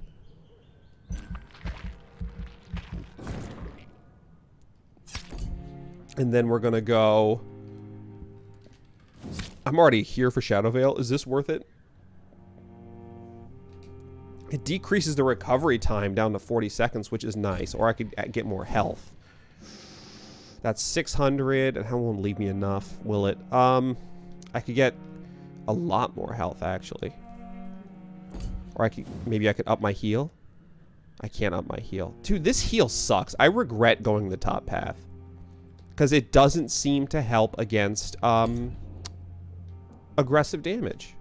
Or aggravated damage, not aggressive damage. Maybe fast regen, because then I could heal more when I bite.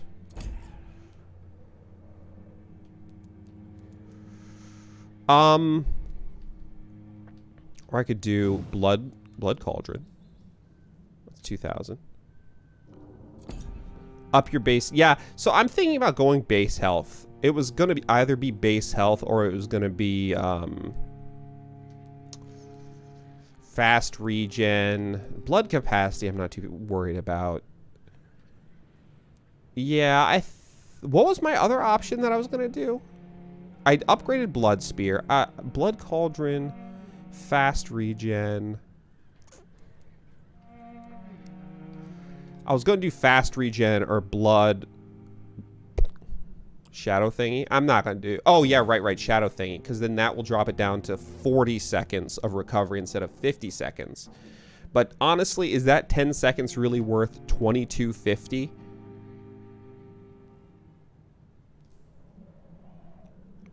I think that's really a...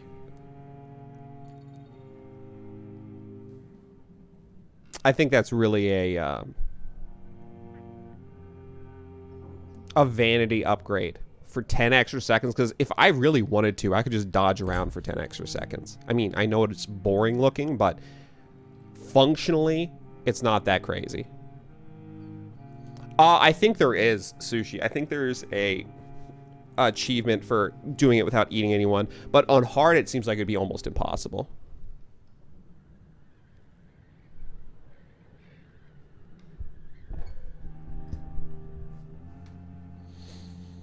Like, that's, like, normal. What little I played on normal, although I didn't get to the big difficulty spike, what little I played on normal wasn't that bad at all on without eating anybody. Because you get a lot more experience from combat and a lot more experience from quests. I've heard drop the base, but up the base? Bump up the base. Let's up my health.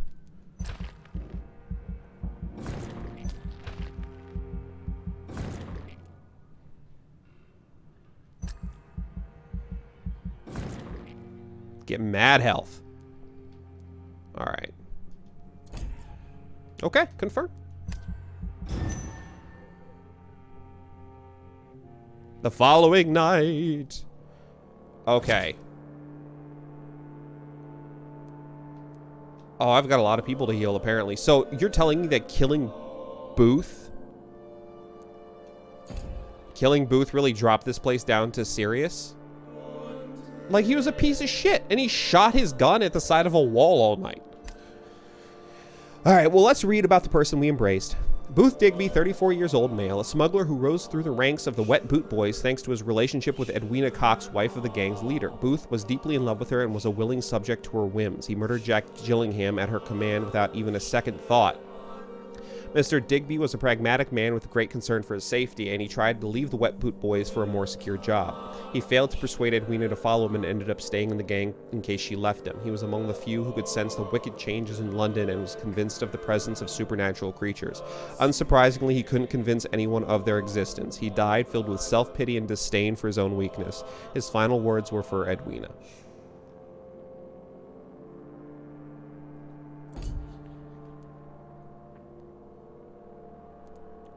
Alright, fatigue. I still haven't met Enid. Cold. Fatigue, and cold. 3 fatigues and a cold. Okay. Pembroke. Pembroke is still healthy. Nothing going on over there. Maybe I should cure Mortimer, and then it would probably be sanitized. I'll make another fatigue. So that's 1, 2, 3, 4 fatigues and a cold. Okay.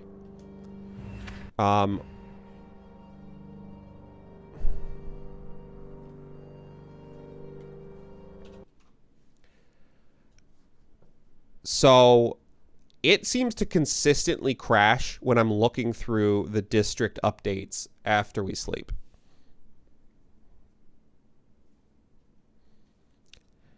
And one of these days, I am worried that it's going to like corrupt the save. And if it corrupts the save,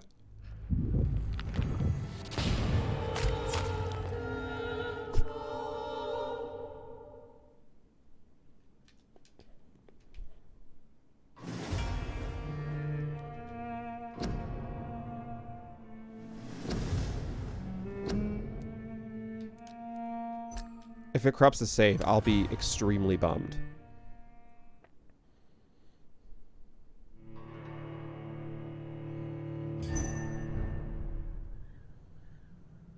Okay. All right. At least it's a quick restart. Okay, so I was looking at Whitechapel.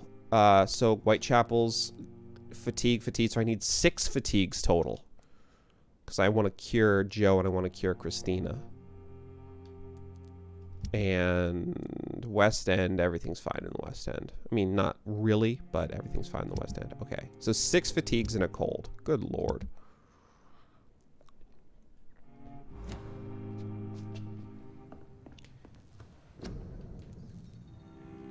One.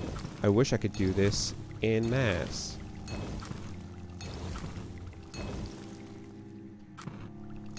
Alright, 6 fatigues and a cold. Let's cure people, everyone!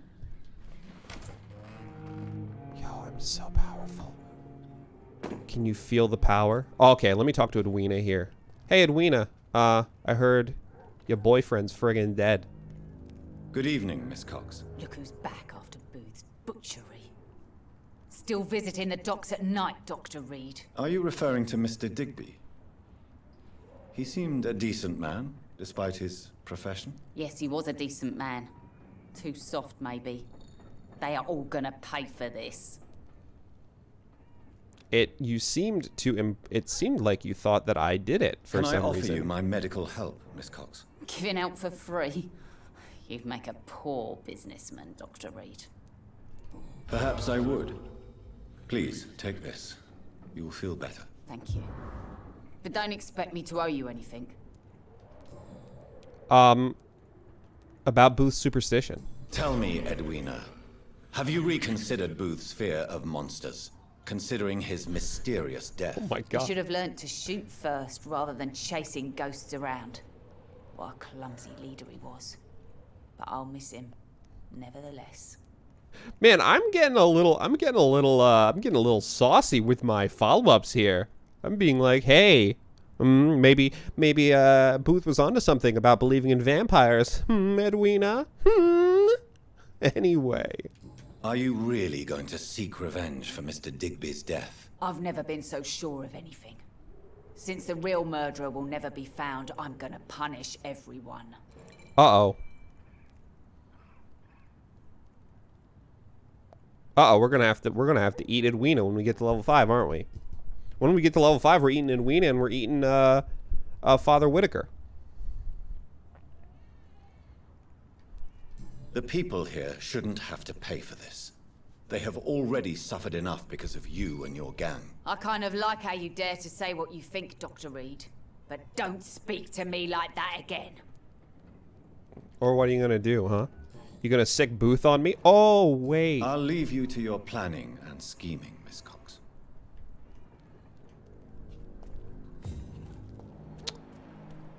All right, let's see. Tom, I hear you got a cold. Welcome back, Doctor. What can I do for you? Do you have anything else? Do you need any help? It can't be good for business to see the bartender cough in your beer. You get sick a lot. Indeed. Here, just I've healed you before, so I'm not too interested in what you have to say. Okay, who else needs our healing touch? Stella and Rufus. Stella and Rufus. Easiest thing in the world. Let's go talk to Stella and friggin' Rufus. I am getting sassy. I'm getting sick of all these people with their heckin' BS all the time, being like, the friggin' wet boot boys. Like, the wet boot boys will be dismantled under my watch. Good evening, Mrs. Fishburne. May I come in, please? Of course. Dr. Reed. A bartender would be an at-risk job. And, Don't stay too long, sir. like, good lord. It would suck if any of these people got the Spanish flu, because I don't know how to cure that. Good evening, Mrs. Fishburne. Doctor, what brings you here again? Do I have anything more to talk to you about? No. Mrs. Fishburne, are you in need of any medical assistance? I am afraid I am, Doctor. I don't feel well at all. Then let me give you a prescription. I thank you for your generosity, sir. It's something this part of town truly needs.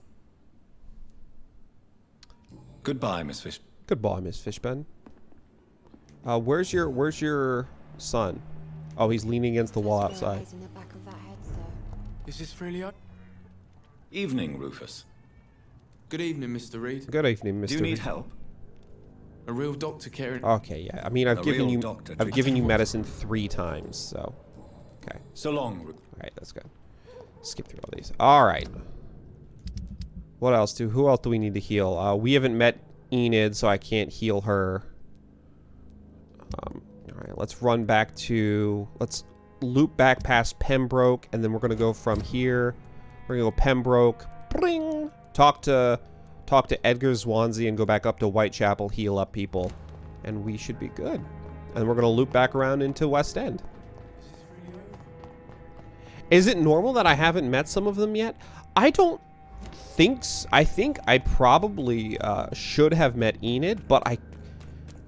Oh, you know what? I should have met Enid, but I couldn't find her because I had to return Jack Gilliam's watch. And, like, the area that it wanted me to go to was fenced off, and I couldn't get there. So I ended up accidentally selling the watch, which caused me to lose the quest. Whoa. Hey, buddy. Clipsa!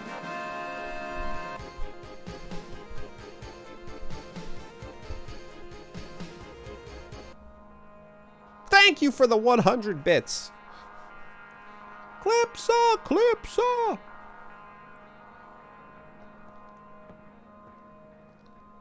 Showing them biddies. Oh. Yeah, big boy, I bet you're gonna go down now. You know what they say, the bigger you are, the harder you fall. Ha ha! What is this? What is this slow bullshit?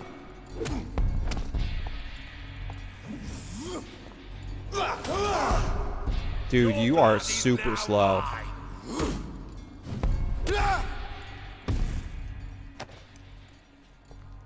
Is that all? Only 14,000 bits to your next batch? Just a few, huh?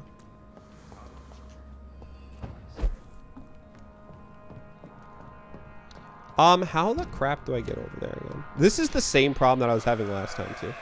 Dude, I don't want to fight you, alright? I'm, like, tired of fighting all the time.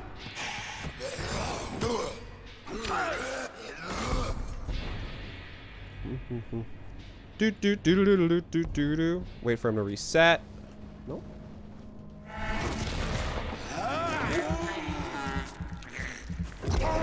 Oh, hello.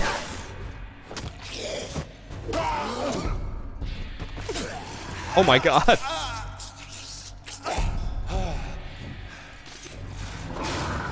Sushi, I'm not sure you have said that before because I feel like I would remember that.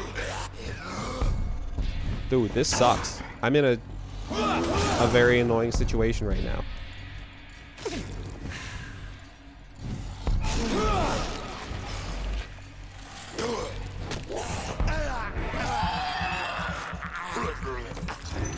Hello.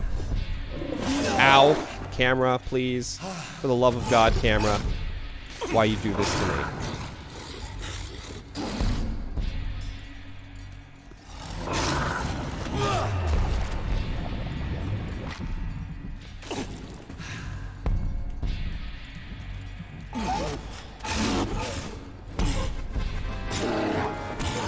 Clipsa! Clipsa, you expose your biddies in public. Thank you, Clipsa.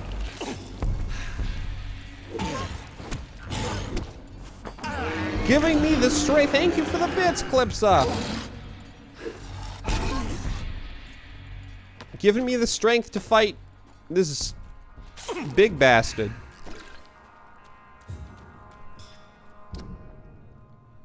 Thank you. Am I hearing?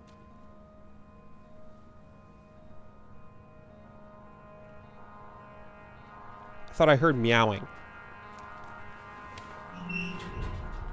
I get strength from seeing your biddies. that's gonna get that's gonna get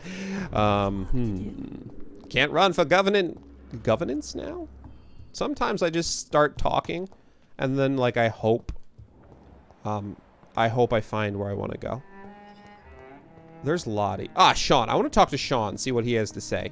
This Seymour worries me. Perhaps Sean knows something about him. Seymour? I killed him, don't worry. Handwritten prayer.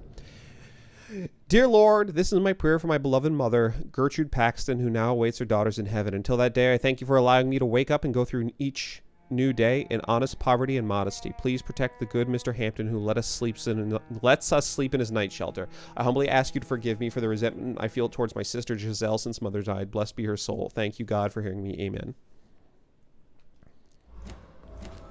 Oh my God. I'm screwed. My political career is over before it even began. Glad to see you again, Mr. Reed. Is this the sad? No. Your sister's the sassy one.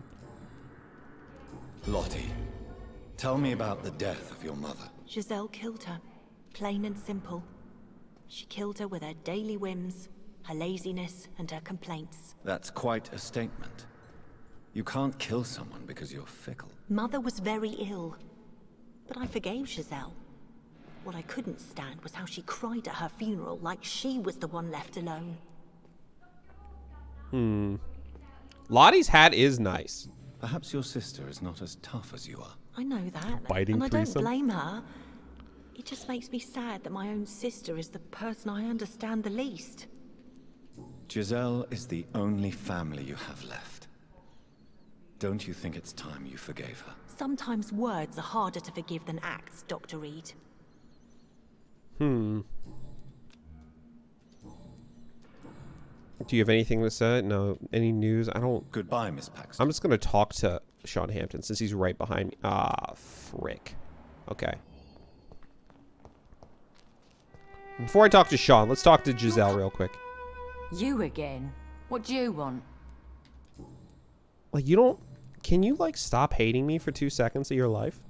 Giselle, tell me about the death of your mother. After our father died, Mother worked so hard she made herself sick. We spent all the money we had on useless drugs and doctors. It was hell. Hell? What do you mean? The three of us were exhausted and desperate. And when I'm desperate, I tend to get angry. And I'm hard to live with. Lottie said I killed Mother. You should talk to your sister. You should talk to your sister.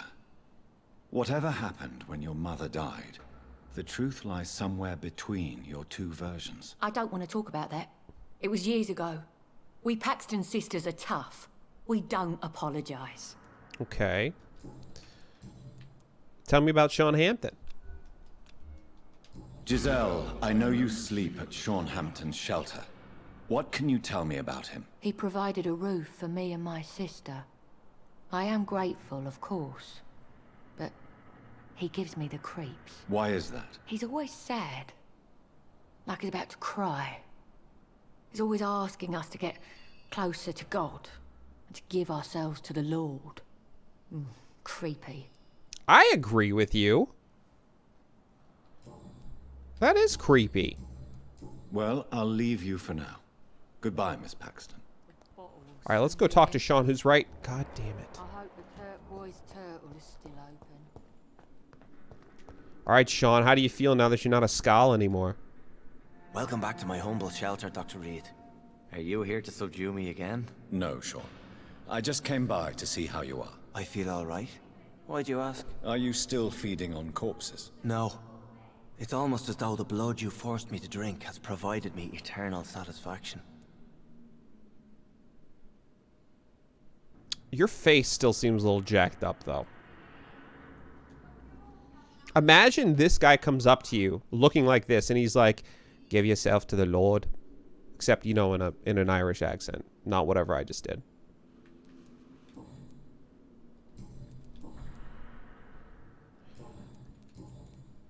How is the sanitary situation? Just be sure to wash the crucifix. There's a lot of Oh, sadness God. and pain in my flock. I believe we're not fully through the crisis. You should do something about it if you can, Doctor. Oh, okay. I'll get right on that. I'll fix the epidemic. How are things in your shelter? Between the mortals and the immortals, I mean. Even if we're all children of God, I've always maintained a strict frontier between the two communities. What do you fear? What do you fear? A few years ago, a Skull decided to pay a nocturnal visit to my sleeping customers. He got caught licking their necks in the dark. Since then, I have added a lock to the door. Yeah, that's pretty fair. What if food became scarce? Wouldn't the immortals in your flock be tempted to feed on the living? Wouldn't you? The Skulls can feed on the dead, Doctor. And until Judgment Day, mortals will continue dying. Oh. Can I auscultate you? What is auscultate? Wait, I'm not going to pick that yet. Hold on. I know it's not like a choice. Oh, listening to the sounds from the heart, lungs, or other organs, particularly with a stethoscope. Would you let me listen to your chest, Sean? No, Dr. Reed. You already forced me to drink your blood, and I thank you for that, for I feel better now. But it was quite an unpleasant experience. It would help me greatly if you would allow me to give you a physical examination. I said no. I'm no subject of medical examination, and I intend only to obey and to kneel before God. Okay. Get a little... How did you meet old Bridget? When younger, I used to patrol the streets at night, searching for lost souls. This is how I met her. It took me 2 months just to get her name. Now we support each other. Had you already visited their hideout in the sewers? Just once, and very briefly. Most of them are very discreet, and they see me as an outsider, even if I protect them. Yeah, Sushi, I don't know about our friend Sean here. I'm a little concerned about the fact that I made him immortal. You really are a saint, Sean. Oh, no, sir, I'm not. But I know evil, and I believe goodwill and tenacity can make this world a better place. I have a feeling he's gonna become a serial killer. Have you seen Harriet Jones since taking her to old Bridget? No. She is with the sewer Skulls now. I don't go downstairs. What happened to Pembroke? What happened at the Pembroke? I guess we recognized each other. As Skulls, I mean. She had but one thought. To punish. To get revenge upon everything and everyone. I realized I had to bring her here quickly. But why did she fake her own death? There was so much blood in her room. She attacked patients, too. I just lost her for a minute that night. When I found her, she had caused mayhem across the hospital. I slapped some sense into her, and we fled before getting caught. What happened then? We ran here through narrow streets and backyards. She kept saying that someone was talking to her in the dark, offering to avenge her. But I saw nobody. I want more information about that. Farewell, Sean. Take good care of your flock. And of yourself. Was it Mary? I don't know why it would be Mary. Okay. All right, now we're going to flip through Go back up through the hospital. God, there's so much friggin' running in this game. Like, if I had, I would have two things added to this game.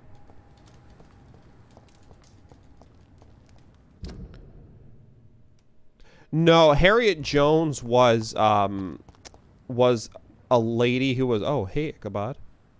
Was a lady in the hospital who was like a real jerk to everyone, and she ended up turning into a skull, but we're not sure how, and then she faked her death and she left, and now she's with the sewer skulls. The woman crying in the cemetery was Xiaoshun, who is still in the cemetery even though I told her to go back to Whitechapel. The whole city. It's hard enough to cover the docks by myself. Ichabod, can I talk to you? Ichabod. Good evening, Mr. Throgmorton. Oh, your face isn't loaded in. Dr. Reed, can I be of any assistance? Have you noticed anything suspicious lately? Do I have anything to say? I don't have anything to say to you. Goodbye. All right, never mind. Bye. Bye, Felicia. West End girls. Boom, boom. How much have you got? Alright, what is the fastest way back? This should be the fastest way back, because then I can do Limehouse Dock and immediately go north. Hello, Archer. God, I've killed like a good chunk of the city. For the greater good.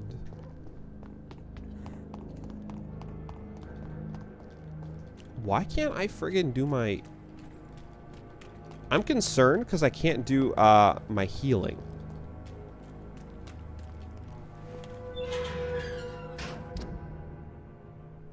Oh, poplar. There we go. I guess I just wasn't in combat. Okay, now go more. Good lord. Freaking hell, man. Let's go. Oh.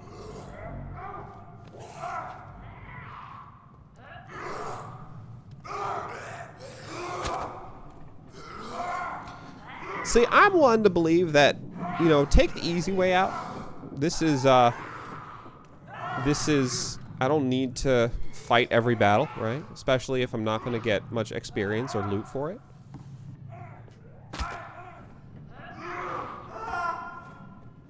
Look at that. Oh my god. If I had the explodey thing, though, that would be good. And they're really wrecking the... Ooh, the Guard of Prywin. Come on. No, you're gonna... No, you died. You friggin' died. Oh. Oh, I see. Ill-formed blinker skull? Oh,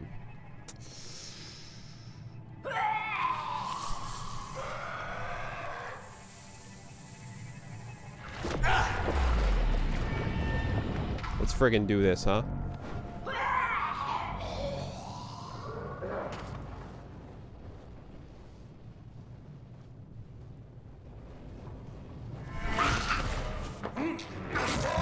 Interesting that I stunned her, but then he's the one I ended up being able to feed on.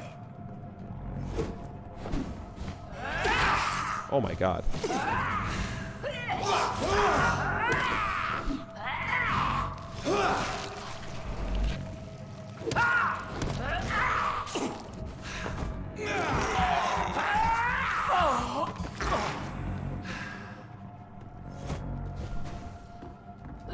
Nope, I keep trying to parry that jump, but you can't parry that jump. Like, frig off, right?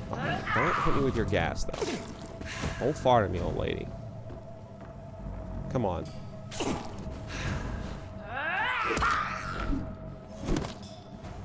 God, I hate the ones that teleport around like this.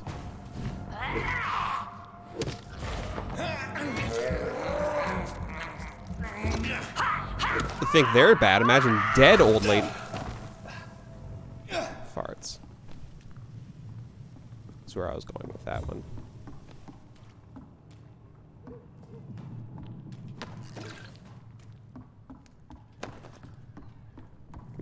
Imagine dead old lady farts is where I was gonna finish that sentence.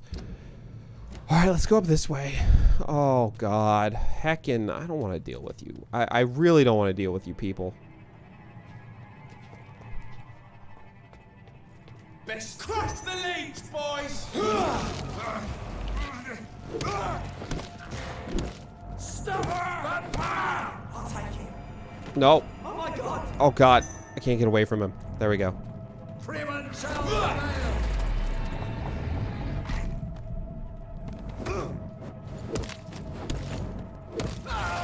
Fear no evil. I will say that Filthy murdering bastard! I shall fear no evil. I will say that the game gets a little combat heavy in Act 2. And I know that that's not necessarily bad, because I enjoy the combat, but when I'm trying to go between areas and like I have to fight every 10 steps,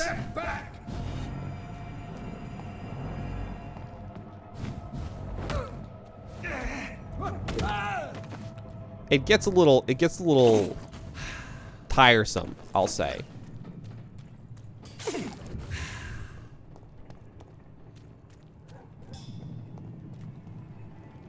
And then, I mean, this one is just my own fault. We have to stop it!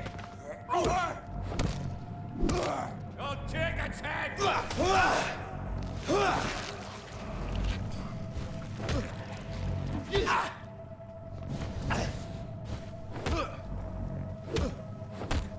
That one's just my fault.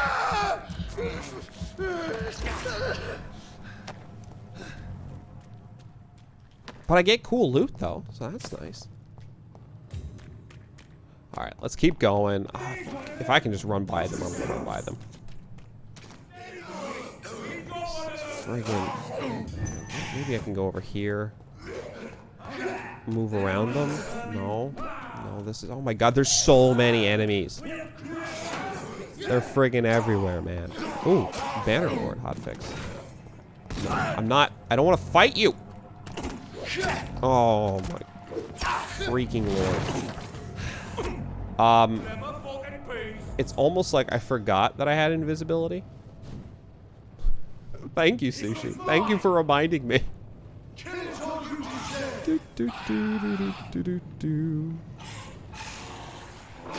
Bye.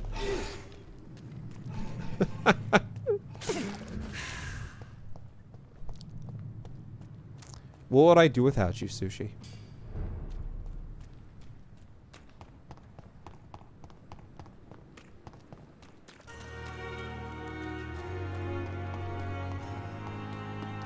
I've been so like I use it in combat to start off a fight that I forgot that I can just, hey, go invisible and walk by everyone.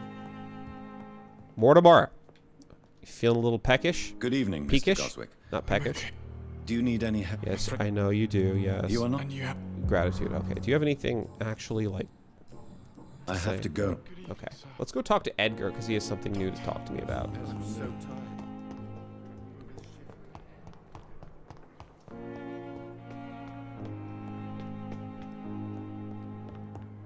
Edgar?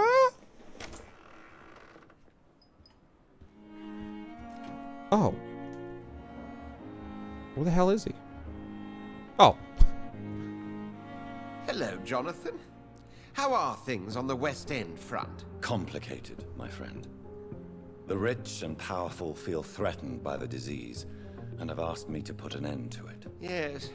It is odd how resolving a crisis suddenly increases in urgency when it affects those who matter. Let's see. Intel about the Ascalon Club. Does the Brotherhood of St. Paul know anything about the Ascalon Club? Well, I'm afraid that's unlikely.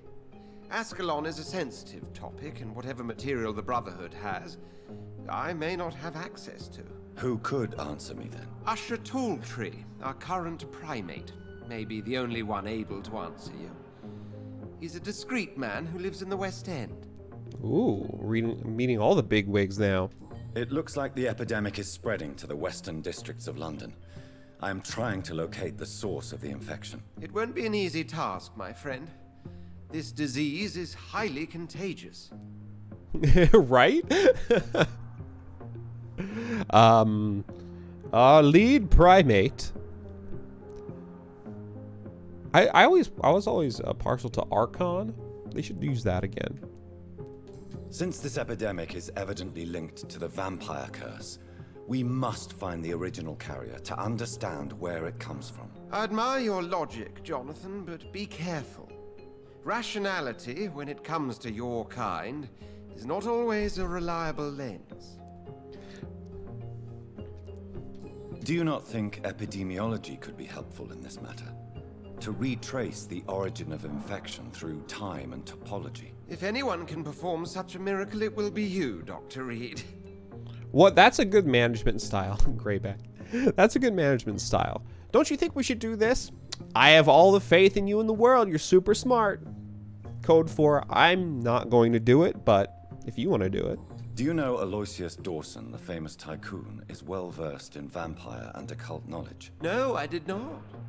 But that is no surprise. For half a century, it has been quite the trend for English nobility to join secret societies and occult circles. But Aloysius Dawson is only a rich merchant. Yes, richer than Croesus. Wealth is more respected than title these days, even in England. Mm-hmm. Did he contact the Brotherhood of St. Paul? Try to join your group? It would not surprise me, but I am certain he's never been a member. Thank you for your time, Edgar. The only rule was, like, not to go back and talk to Edgar about the Ascalon Club, and I immediately go back and talk to Edgar about the Ascalon Club. The Brotherhood of St. Paul's Stole is a group that Edgar belongs to, and they're sort of like vampires. I mean, they're sort of like... I'm not really clear on what they are. They seem like they're not vampire friendly, but they're occult investigators, I guess. So they're not like anti-vampire, but they're not like super pro-vampire. They're more just... It seems like they're more of an intellectual cult. Or not cult, an intellectual group. Investigating the occult. And that's what Edgar is part of. And Edgar has a particular fascination with vampires. So when he found me, he was like, oh, sweet. Vampire.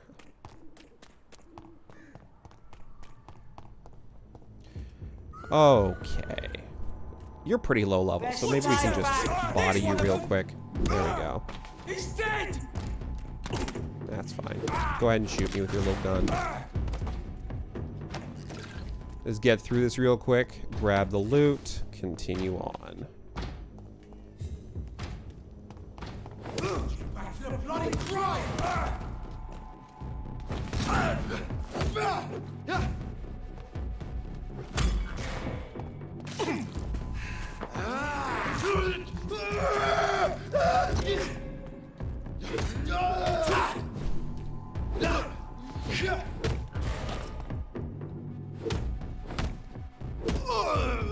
See you later, buddy. Just be very quick. Just running through here. Oh, we're getting a lot more loot. It feels like we're approaching... I mean, I know we're approaching sort of the end game-ish area. I don't know how many chapters there are. We're on chapter 4. I think 6 sounds familiar, but I don't know where I would have gotten that number.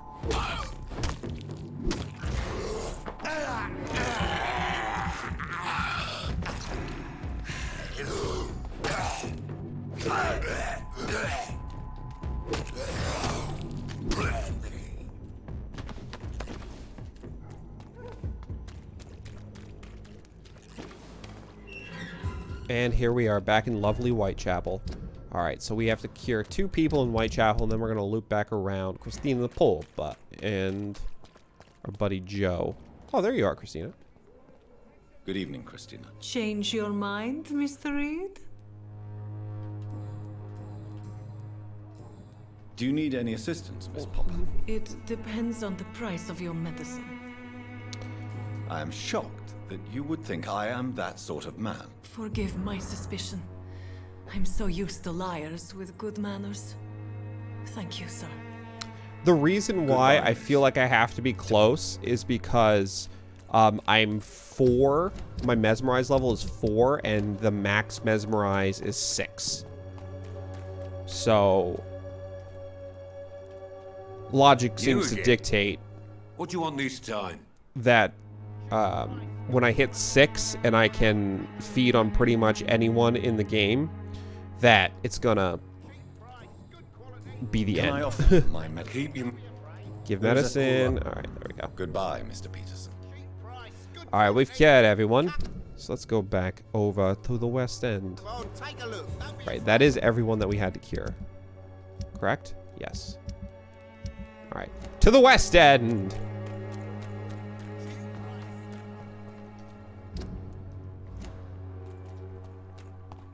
And it sucks that you spoiled yourself.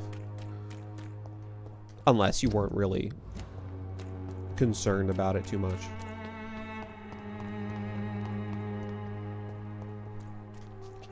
I am excited to finish it. I'm not because I'm getting necessarily tired of it, but because I do want to see where this ends up going. And hopefully it doesn't end up being like the Sinking City where it's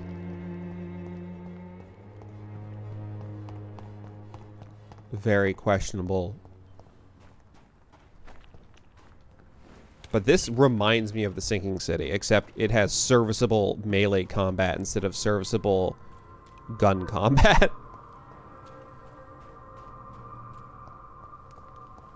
Not cough in public. I mean, the melee combat's fine. It's not super refined. Okay, here we go. So I want to do this. So we have the West End. Find an exceptional restaurant for Calhoun Russell. We saved Kimura. Find violence of the Volcods. Oh, find 6 articles about the vampires for Clarence Crossley. Violence of the Volcods is the last one, I see. Charlotte, and find the second part of your father's testament. Oh, that's right, we're doing that. Let's locate Emily's house so we can help Charlotte.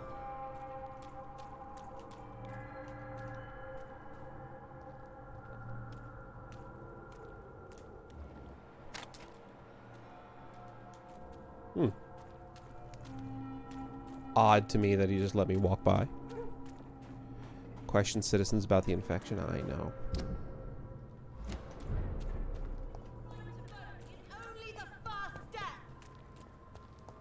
Hello, Christina. God, the music in this area is so good. Oh, Kimura. Hey, Kimura. Do you have anything further for me to say? What is this? L'Aiglon. Edmund Roston, Doris Fletcher. We meet again, Mr. Kimura, in a more peaceful situation. Dr. Reed, still visiting London by night? We must both be nocturnal animals, you and I. After your captivity, I thought you'd be more cautious. Breathing the cold night air helps calm my mind, sir. I've had the most frightening nightmares since I escaped that filthy jail. May I ask you what you do for a living, Mr. Kimura? I was a landlord. A wealthy one. And not a very kind one, I realized recently. Why this sudden epiphany? Is it because of your near-death experience? I was already feeling nostalgic about Weymouth, my hometown. With recent events, I'm thinking about going back there. How is the situation in the West End? I've heard rumors about armed men patrolling and fighting infected citizens in these very streets. I was lucky they didn't shoot me when I was abducted. Yeah.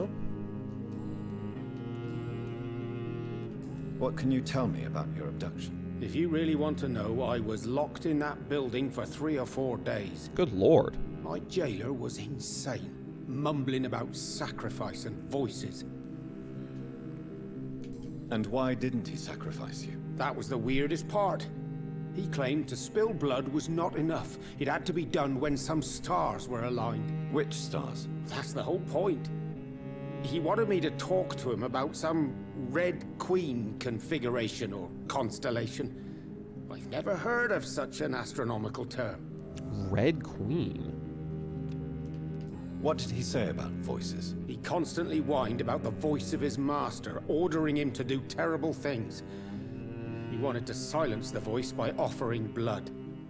My blood. Red Queen. I'm gonna be real bummed if Lady Ashbury ends up being responsible for all this. Why are you so nostalgic for your hometown, Tadao? I was focused so much on making money, I almost forgot that my relatives and friends are threatened by this epidemic. Have you heard anything from your family? I was not only a bad landlord, I was also a bad husband. I've not seen my wife and son for years. Busy, busy, busy. At least now you're ready to go back and see them. But don't be surprised if your son bears a grudge, sir. You make it sound like you suffered from an absent father yourself, Dr. Reed.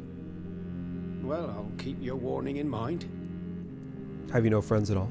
Have you no friends at all? Over the years, I'm afraid my greed turned me into my friend's adversary, while I became friends with my professional rivals. Those you grew up with didn't share your views on money and success. Would you believe I was once a member of poetry circles and an astronomy club? We were young, such joyful dreamers then, that I stopped laughing long ago. Can you change? And is it what you really want? If so, it must come from within, not without. I've seen what an altruistic gesture can do. Nothing forced you to save me, Dr. Reed, but you did. I will follow your example in these matters from now on. Yes, follow my example. No need to thank me. I'm no good Samaritan.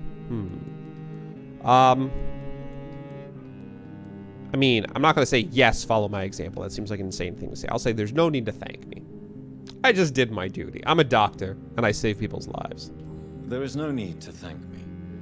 Rescuing a London citizen should not be out of the ordinary, though I'm afraid it may appear so in these difficult times. You did not only rescue me, you fought for me.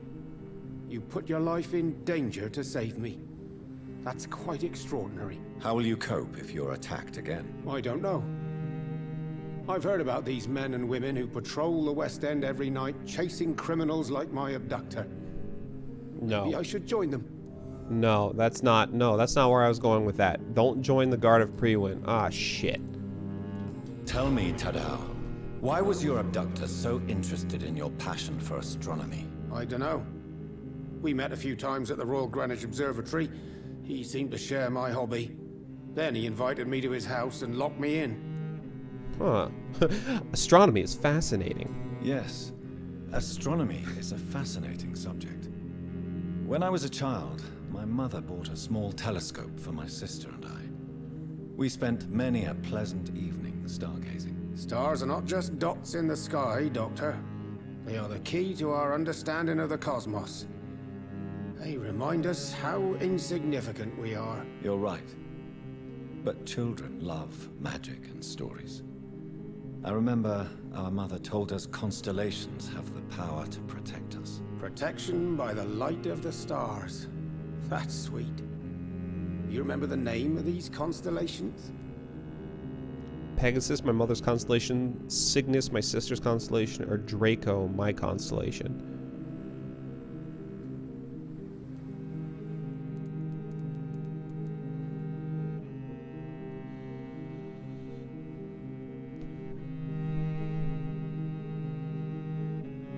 Sister.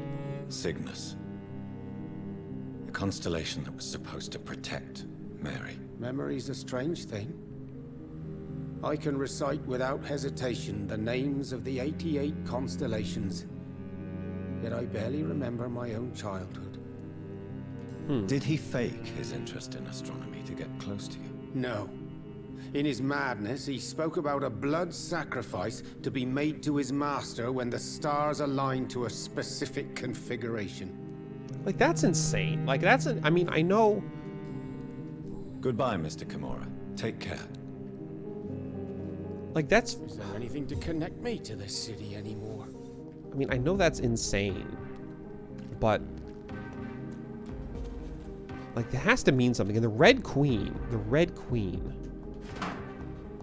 Alice in Wonderland. That was the Red Queen, right? Becoming an Ekin. Maybe close to Alice in Wonderland. How do I get over here? Oh, I have to go down this alleyway over here. This suspicious alleyway. This suspicious alleyway. Right here, I guess. Is this right? Yes, this is correct. Venus Crossley. Oh, there's Clarence's wife.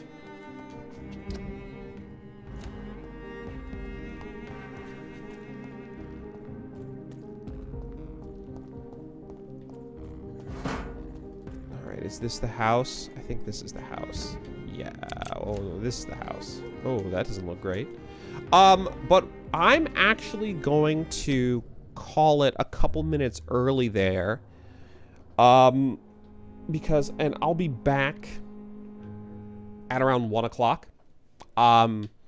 I'm calling a little early because I have to go to the bathroom and I'm going to make lunch and everything like that. So instead of starting this thing with 7 minutes left, I figured let me cut it a little bit early. So for this afternoon, I don't know if I should do more Vampyr or if I should do something else. What else? I don't know, because we have to get through Vampire the Masquerade too. I'm leaning towards more Vampyr. I'm curious how far we can get by the end of the day, if we can beat it. I'm not sure, Clipsa, if you're still there, if you'll be around this afternoon or not. But, because I also don't want to play through it, because I'm playing through it kind of like in different time slots, so there's going to be big chunks. You will be? Okay. Then if you're going to be there, then I think I'm going to do more Vampyr this afternoon, unless there's crazy protests. If there's crazy protests during the afternoon, then we can do something else. But, yeah, I think I'll do more Vampyr because I want to see how far we can get. Maybe we can get to the point, because I want you to be there when I eat Father Whitaker. That's my goal right now. Like, getting to the end of the game is great and everything, but I want to eat and kill Father Whitaker, and then secondary goal, dismantle the Ascalon Club, because everybody in there is friggin' weirdo creeps who eat blood off quills. Bunch of friggin' weirdos. And they're sexist, and, you know, we don't need them, basically, is what I'm saying. But on that note, all right, well, I'll be back in about an hour. Clipsa, thank you so much for the bits. Really appreciate it, and thank everyone for hanging out and chilling with me. It was fun. And I will hopefully see you guys very soon after I eat my peanut butter and jelly sandwich or I drink my shake or whatever I end up doing. Anyway, all right, see you guys in a little bit. Bye.